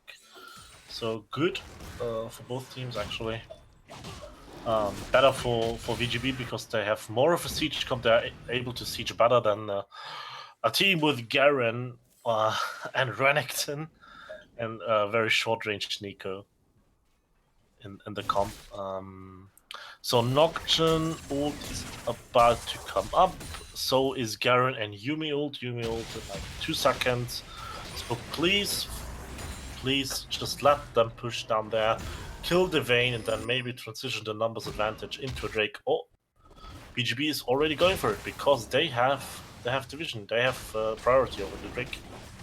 Garen TPing down there. I think the Mountain Drake is gone. Yeah, it's most likely going to get taken over here, but they're looking for an opportunity to get in for a fight. Delight does have paranoia. He's looking for a way in here. Here we see it. There is the lockup, but White does actually finally take down Bacon Llama. Kill goes over to Delight here, but Yumi isn't enough to save Bombing Dude here, as Garen does get destroyed. Will just about escape. Somtha barely dodges from Lee Sin here. A good fight, honestly, even though they trade 1-1, because they did net that draft. Yeah, very close. Was a bad setup for Hentaven, actually. They just focused everything on the support Swain, and then had zero abilities left for either the Vayne, the Lee, or the Seraph. So they lost the Mountain Drake and also just only traded 1-for-1. No, it's pretty decent. So Spirit They're Visage just not for the looking Garen. towards that late game. That's where they want to be. Yeah. They're getting mid lane turret now. Tracy constantly pressuring Somtha from minute 1, poking him, forcing him out of lane. It was a very terrible lane for Somtha on this Nico. Even worse compared to last game where he had to lane against Vel'Koz. And then was like, okay, you didn't like my Vel'Koz, how about even more annoying mage like the Seraph? That's the thing, right? Is picking this Nico is significantly worse when the other top lane can play it. And it's just so easily counterpickable. They often first pick it. Good flash from Mojo to make sure they don't go down there. Yeah. As there were 3 members top side. Hentaven shouldn't look. They should just try to defend. Oh, they're catching the lead. Wavy. Yeah, that's one deadly sin right there. Wavy needing to respect from Hentaven. I mean, he knew that Renekton was down there because he wasn't in lane, and the fact that they showed themselves for like 15 to 20 seconds, I don't know. Could expect Denim team to be there. Wait, it's okay. You just face check. You just int it a bit, but not really losing anything other than his life. Yeah, luckily it isn't divided into anything. 17 minutes, we still have 3 minutes of the return on the board. Yeah. Teams probably start putting some pressure towards that. Especially Vigorous Beta, because they do have that mid lane priority super high, especially when taking down the mid lane tier 1. I want Garen now to either upgrade his support item and then go for the Bramble West, or you go Bramble West first and then upgrade your support item. Also the boots, okay, they're looking. They certainly are. They're trying to get right onto that Vayne, but Kali manages to dodge away. He does come out here, but hell of a lot of damage. There's multiple members of this team. Wavy Lad does dive under tower, still looking for this kill. The light will take a lot of damage, won't go down, even manages to dodge these. The spell shield just about enough, and the heal from Yumi will keep them alive. But they should really disengage now, because Sarah is still under a lot of pressure. Again, the Yumi coming towards them, giving them the health that is required. And just a sustain for Hentaven is so valuable. What a virgin champion, actually.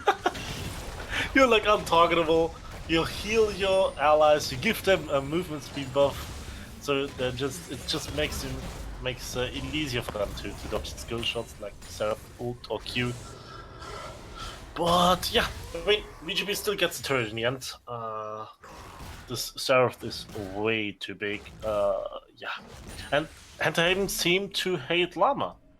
He's playing like a frontline, although having like a lot of Aegis with 0 stacks. No boots at all, because, I mean, who needs boots when you're dead all the time? And yeah, they're just bursting. The thing is, like, you could see Nocturne ulted on the Vayne, but this time, because it took them way too long, she had flash, so she was able to survive the initial engage.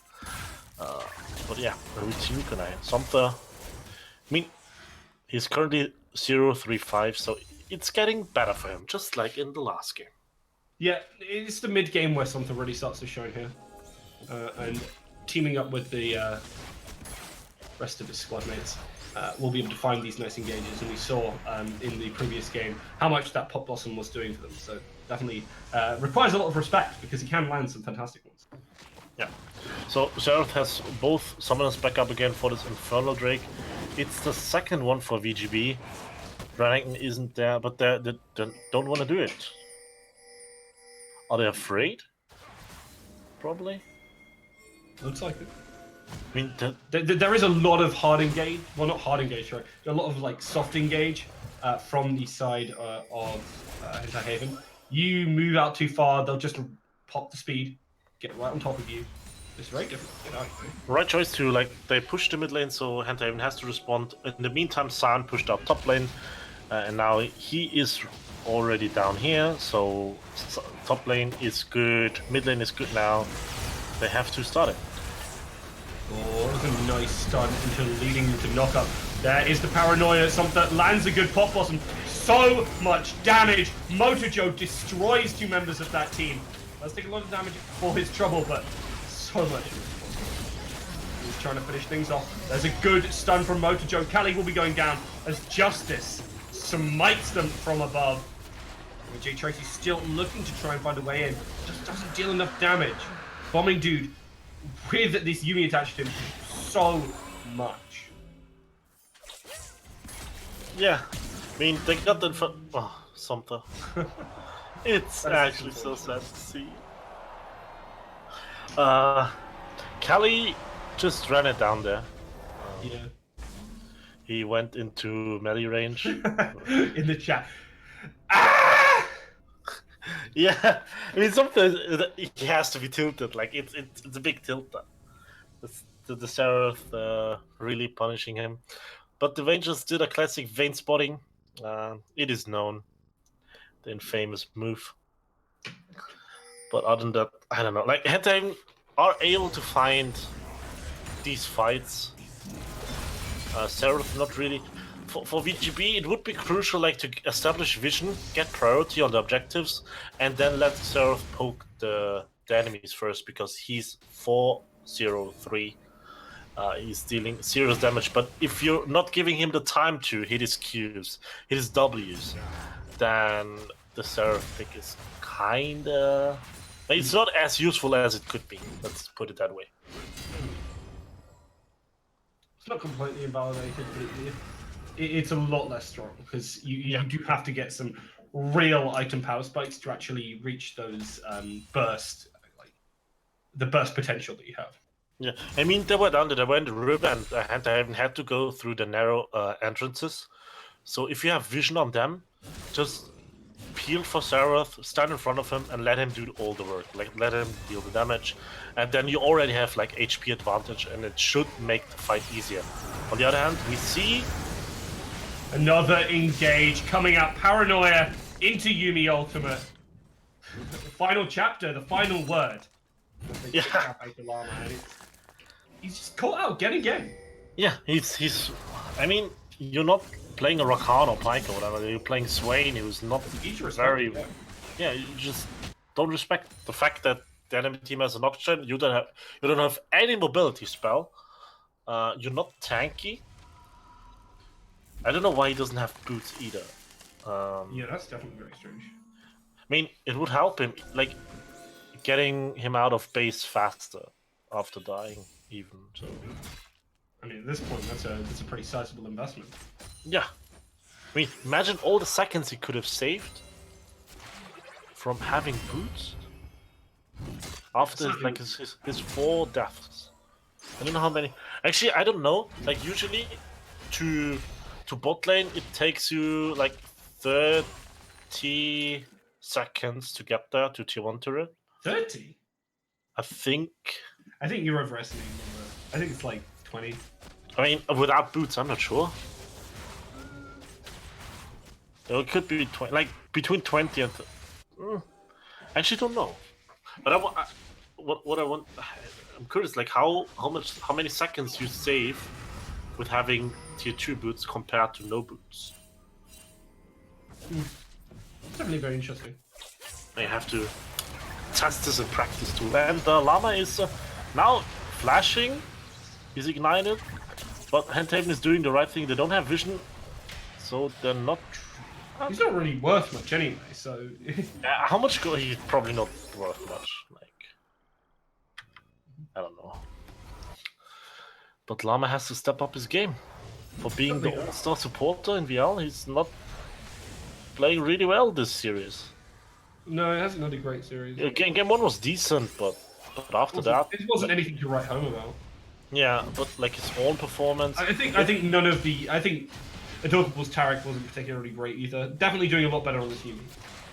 I mean, that probably just comes down, Yeah. to pick itself. But I don't know, like Llama's own performance. It was lacking. Now, there's room for improvement. Yeah, that's so. And meanwhile, Solo Q Couchy's living room. I hope the channel has been renamed. Striking again. Just split pushing. He just gives zero fucks about this team. Like, he just gets started like, oh, I don't want to play PvP. Just let me play PvE. Like, whatever. I mean, he traded tier 1 top for tier 1 mid, which is it's alright. It's not great. The issue is that there's a lot of pressure bot side for both teams. And Motojo face checking into 3. Oh, pulled out of the jump. Brilliant play there by Beta Llama. Does find the opportunity, but there is the final chapter coming out as the paranoia for the light hit is so big. Unfortunately, Kali tumbles on in, is finishing off these last few members. Dodgeball taking a lot of damage. It is finally going to go down as the last auto from Kali goes on in. Is chasing down Bombing Dude. Flashes on forward. The root doesn't quite come out. Bombing Dude goes on to him. Triple kill. Here it is from Somtha. Will finish him off, but at what cost? But why is Henterhaven initiating a fight when Nico was in base? That's the clash. And Llama immediately using the ult chat. It was a really nice move, pulling him out of the Blaster Cone. Very well, very smart and quick reactions from him. But yeah, we have to question here like Henterhaven's decision making, because I think that was just pure int. It wasn't particularly great.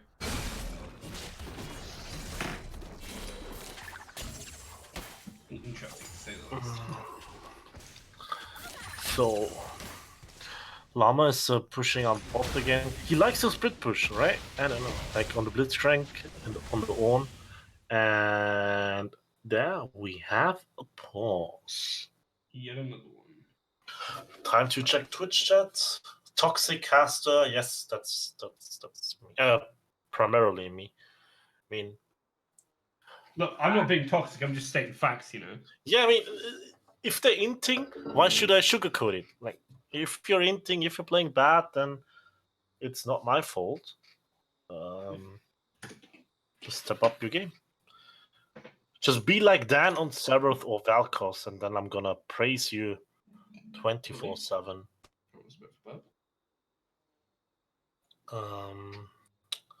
So yeah, Twitch chat also pointing out like the Garen didn't do his flex game placement, so theoretically he's not eligible. As a sub, you don't have to do your placements, but as soon as you play, you have to be finished with it. But yeah, it all comes to admins what they rule. So yeah. Baran asking how's the cast been. I don't know. For us, it's been long. I don't know how the viewers. Well, we thought it was starting at 7. Yeah, then it started at So it's been 7:30. 3 to 4 hours. It started at 7:30, so it's like kind of around 3.5 hours. So, it's been a while, but it's been good for long games. It's been some Yeah, I mean, good for long games. games, has been entertaining. It was also the 20, 30-minute waiting period was kind of fun because, yeah, I don't know, it's just, you see it from an outside perspective. Maybe like when you're in game, it's too tense.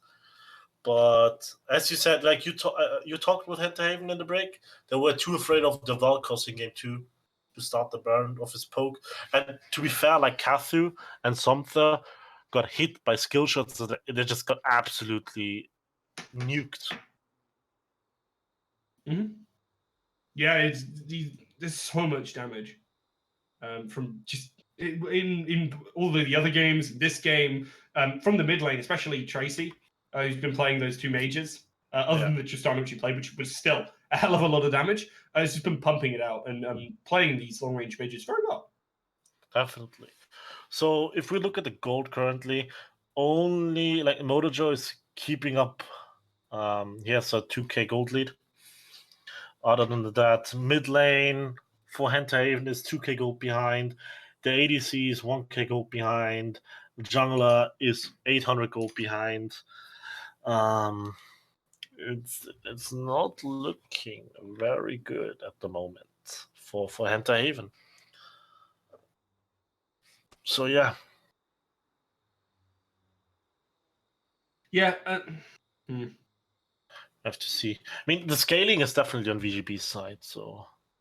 Yeah, and it's gone 27 minutes already. That Vayne is starting to turn online and actually become very scary, especially with the Executioner's calling and the Bork genuinely presenting quite a threat to players like Bombing Dude, to Motor Joe.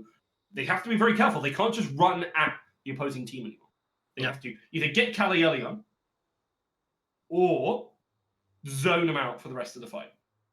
I mean, like, yeah, as Nocturne, you have to have Yumi attached to you, and you either go on the Vayne. She has no flash at the moment, so it's easier, or you go on the Saroth, because Both are pretty valuable, yeah. both are high value targets here in this case. But we have to see. What is it with Swain support right now anyway? He has good damage, good poke with the Spell Thief's Edge. He has CC with his pullback, with his E. Rather than that, so that's kind of a thing. I'm still not convinced. I think it's a bait, just like Kate Morgana and Low Elo. But so far, I mean, VGB are winning. So results orientated analysis. Swain support is OP. I mean, it's very good. You get so much money out of it. That's why you see this Rod of Ages. 9 minutes ago, they bought this at like 18 minutes. No, wait, I can't do maths. Yeah, no. Yeah, 18 minutes ago, they had this Rod of Ages. That's pretty crazy for a support to be able to pick that up. So it's part of one of the big powers. I still want to know why he doesn't have boots. Yeah, I don't get that either. Does pick up the Zonias though. Yeah, but I don't know. Could have went for boots. Also, if you want to establish vision, upgrade your support item, but Sonya's Rod of obviously you want to get Rod of Ages as early as possible. But other than that, the Yumi is also doing good work. Like we saw how Rani saved her teammates multiple times before in team fights from the Seraph poke. But there's Llama running Joe, just split pushing again. While the carries just share XP and gold in blue. They do. Just not. Yeah. Somebody from Enter even has to care about top lane now. Maybe Yeah, just, it's starting to push in quite a lot. It's like the Niko's also not doing anything. She's going to blue. The Nocturne could go for top, but he rather goes for his Wolves camp. Yeah. Did you finally see a ping as Motor Joe comes all the way from the bot lane, head up to pick up that top lane pass? It's a little bit far back. just want to have to do that. Again, just avoiding these fights in the mid lane, which they don't want to have to take. There's no way Wavy Light is going in, following that Q onto Bombing Dude. It's not exactly a great situation for him. Softer will manage to escape from the initial attack from Wavy Light. Q. It could have been a thing. It could have. Could maybe. Yeah. Very, very squishy. Yeah, I mean, if you hit the Q and then just ult him, maybe he's dead. I'm not sure. Yumi was around, and it's not like Wavy is insanely fat. So we see Couch in the bot lane, and Motojo doing this exact same split push thingy in the top lane right now. This is a very... Oh, we see Hunter going in. Oh, gets caught right on the end of that. It's going to get rooted up. 4 days here. This Couchy will actually look to make an escape. No one's going to come into them. They have the pressure in the mid. Yeah. And Llama is responding to the Joe's running here. Oh, what is Joe? Here he is. It's gonna be Zonya's coming through. The stun, the flash away. Both flashes were very questionable, and something getting poked again. I mean, yeah, that's just been this game, hasn't it? Yeah. Actually doing so much damage. 4-0-7. One hell of a Xerath game. Not a champion I'd expect to see. No. It's really annoying, it's really obnoxious when Xerath gets ahead because it's just so hard. The thing is, like, you stand around and he pokes you, but the longer you wait, the more HP you lose. So, the right solution would be, if you see him, just go full ham on him because you lose the time battle, you lose the poke battle. The more time you give him, the more opportunities he has to poke you down and finally kill you, as we saw something happening to him in the lane earlier this game. So Motojo, it's really hard. Like Haven doesn't really have, can't really siege, also can't really do against a siege from Vigorous Better. That's why they lost the mid lane turret. So they kind of have to play around. Let's see what Drake comes up next. It's gonna be a mountain again. It would be 2 mountains and 2 infernals for VGB, and they're looking for the Garen Yumi down there. 3 manning them. Wavy just needs to hit this Q. Doesn't matter, because Yumi just beats you up. Garen has his Q, so they just walk away. There's a TP coming in. That is a very optimistic. I mean, what do you do to Motojo here? Has the GA, has everything they can possibly ask for. That's a very tanky Swain, actually healing up a hell of a lot. The light almost goes down here. Will actually flash away, just about to survive. Bombing Dude does find the kill. There is the Pop Blossom from Softer here, but too far forward, all alone. Kali is trying to escape. Wavy will kick him away. Bombing Dude is all alone. Will go down here. It's a fantastic fight. Vigorous Fate here to get the lockup onto Motojo. The Guardian Angel will be popped. Yumi is caught out alone, and this is looking like it's going to be an ace. Indeed it is. Fantastic play from Vigorous Fate. Yeah, that's game. That's game. The reason why Swain was allowed to survive so long because Haven doesn't have any healing reduction, so Swain's ult has a lot of impact, a lot of value, and combined with the Sonya's, he just survives for ages and gives his own team time to react to the play, come down, and just ace the enemy team. And at this point, I don't see Haven winning this game anymore. It's over. It's over. Yeah, unfortunately, the Swain, who was such an easy target prior in the game, baiting them completely down. So the TP is coming in from... Yeah, no, the Yumi is on top of him. Does go in, manages to steal the Baron. Revenge of Delight here as they manage to stop them in their tracks. Bombing Dude is here. Adorable is trying to get it. There is the Pop Blossom. They're going to try and finish off these players, but Kali is just sitting there, free autoing onto Bombing Dude here. There's nothing you can do.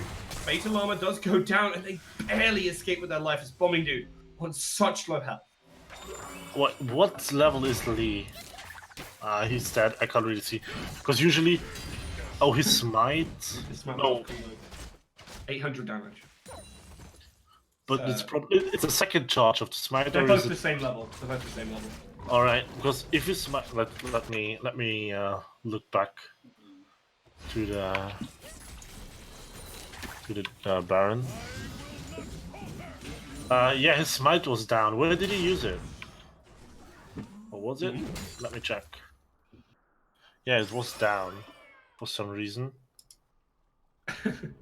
Didn't So even they just they just started Baron without Lee having spike. So yeah, and cost on Baron.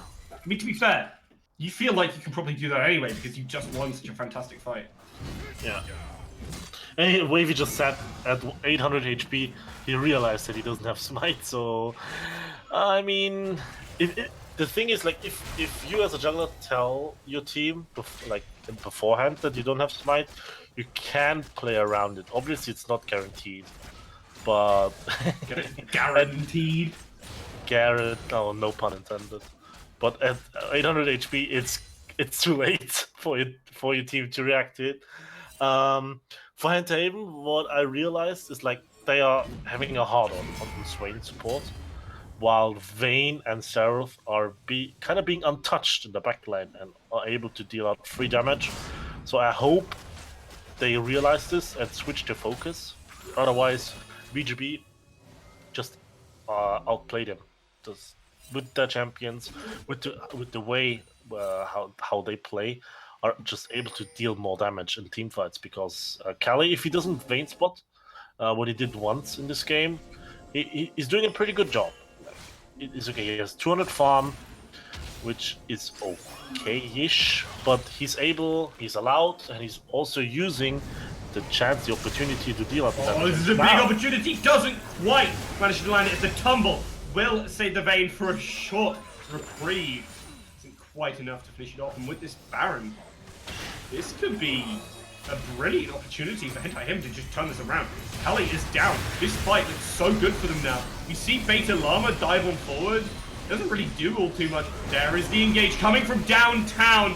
We see the Scion ram into Motojo. Unfortunately, it does very little. There's so much health. Blue team turret gets destroyed in the mid lane as this 4v4 amounts to very little. Motojo is just going to heal up. And this is exactly what you want to see if you're Hentai Aid. Yeah, super good. I think they're stream sniping. I just said it, and then immediately Nocturne, Yumi go onto the Vayne. She had no flash, so no real escape there.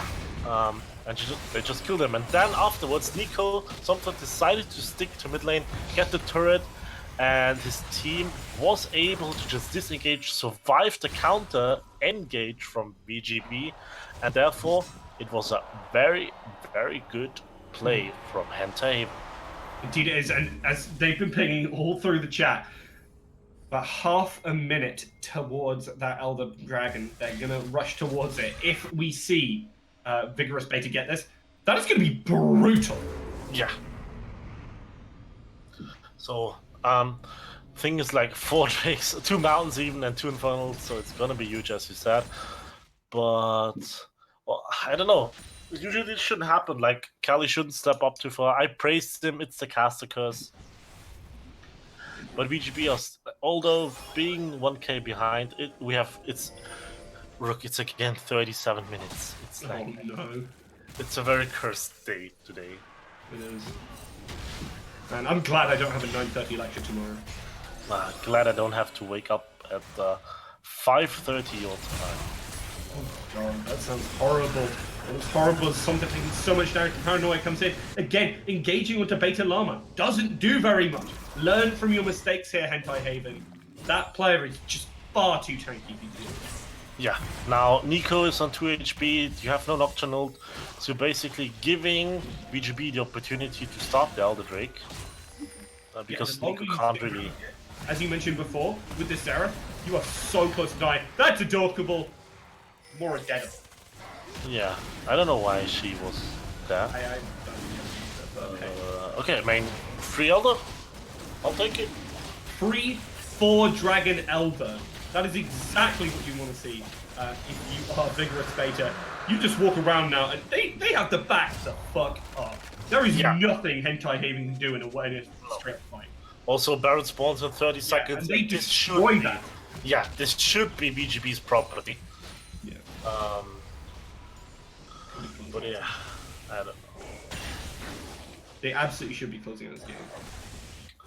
Just get Vision, push the waves out, top lane, somebody can go bot. It's not really necessary. I think because you just melt the Baron, just start it, and whatever. Don't hesitate for too long. Now Llama is down there. He doesn't have TP, so they kind of have to wait for him now. Maybe let Seraph poke a bit. Nocturne is below 50% HP already. He's close to dying. He's in Guardians now. Guardian Angel just popped for him. Wow. That was Only took fantastic. Seraph. Yeah, just as I said, just give Seraph time and the opportunity to default. And he's gonna carry. Yeah. Gauchi just clearing all these wards. It is such a dominating control over the Baron right now for Vigorous Beta. As Tracy, as we mentioned just a second ago, so much damage. Gauchi can just clear wards. Cannot face check them because there's a Scion. Wavy on this Lee Sin can make those plays. You just have to respect so much. Definitely. So, I mean, Nocturne is back at full HP. All ults are up besides Sarah. But so Something's dead. Oh, I sneeze and I miss it as something goes down to AJ Tracy in the mid lane, and this is the perfect opportunity. They catch the Garen here, gets stunned up, so much damage going down as Beta Llama rushes forward, trying to find that kill. Doesn't quite get a brilliant dodge, but will it be enough? As now they just turn towards the Baron. Just stop Baron now. Yeah, there's nothing to do Oh, there. you get the Nocturne Nocturne. gets caught. Yeah. Okay. Right. Okay. Good night. This is almost something in the game. As You can't lose a smite fight when there's no smite on the end. Easy as that. Renekton in the meantime goes for bot lane turret. There's nothing else he can really do. Because if he's like, even if he sticks to mid lane, he can't really defend. He's a melee champion. So just get gold and then recall, and maybe then you can look on something. Nocturne spawns in 18 seconds. The Vayne is not there. So maybe with a little bit of luck, Seraph has no flash. Just go on him. Good damage there to Couchy, has to flash, but relatively safe. Not really much you can do engaging wise. With the base cracked open, they need to get this inhibitor. They have the Baron, they're going to recall, they're going to regroup and potentially make this push again. As they are clearing out spot wave, because yeah, obviously, Motojo put that bit of pressure on the side. So they sent Vayne down there to collect some CS. Maybe she can pick up the red as well. And then I hope they just fight. Like, give Seraph poke first, and then you look for an engage. With the Scion, with the Swain, and Swain can buy some time with his ult and Zhonya's. And you win the fights. Like, there's no scenario where you don't. Yeah. The next objective is the Elder Dragon, which is up again in 2 minutes. Obviously, we want to see Vigorous Beta pushing aggressively into this. And we have 3 people on top side for Henta Haven, though. Yeah, I mean, that's fine. If you're Vigorous Beta here, ignore me. Push Are me. they base Win the game. racing? Yeah, base racing Baroned up minions. I mean, I don't know. I'm just stating the fact that even Nocturne is up No, there. wacky. Now Renekton is Oh, keeping that, but he got it cancelled. Beta Llama doing a great job here on this Swain this game. He was looking a little bit suspect at the start. They found a couple of kills onto themselves. Great That's stat. a great Callie. Not respecting the damage. We will see another player go down as Delight does get taken out, but this base racing Sopter is gonna die out here. It's over. Yeah, Vigorous Beta doing so much work. 3 members remaining on that base. That is going to be them closing out in the best of 3 series. 2-1, a very close one at that. And these games, man, they're making me older than my time. Alright. First game, 53 minutes. Second game was how long? 38. And this is 43. Alright. These players must be very tired, and they've definitely earned it. Commiserations, unfortunately, to Hentai Haven. They put up a good fight, but the might of Vigorous Beta was too much for them. And they were taken down 2-1. Any closing thoughts? I think both teams should man up, have bigger testicles, have bigger balls. Because A-ramming and waiting for 20 minutes won't win you the game. Mhm. Don't be scared. If you see an opportunity, just go for it. That doesn't bode well for a second place team to be doing that. Yeah. On the other hand, I mean, I don't know. I think you could see how you can punish Somtha here with some artillery mages. But Haven found the engages in the mid game. Like they were able to come back kind of in game 2 and game 3 also. But final question, I don't know. Like who should we give MVP to, Rook? What do you say?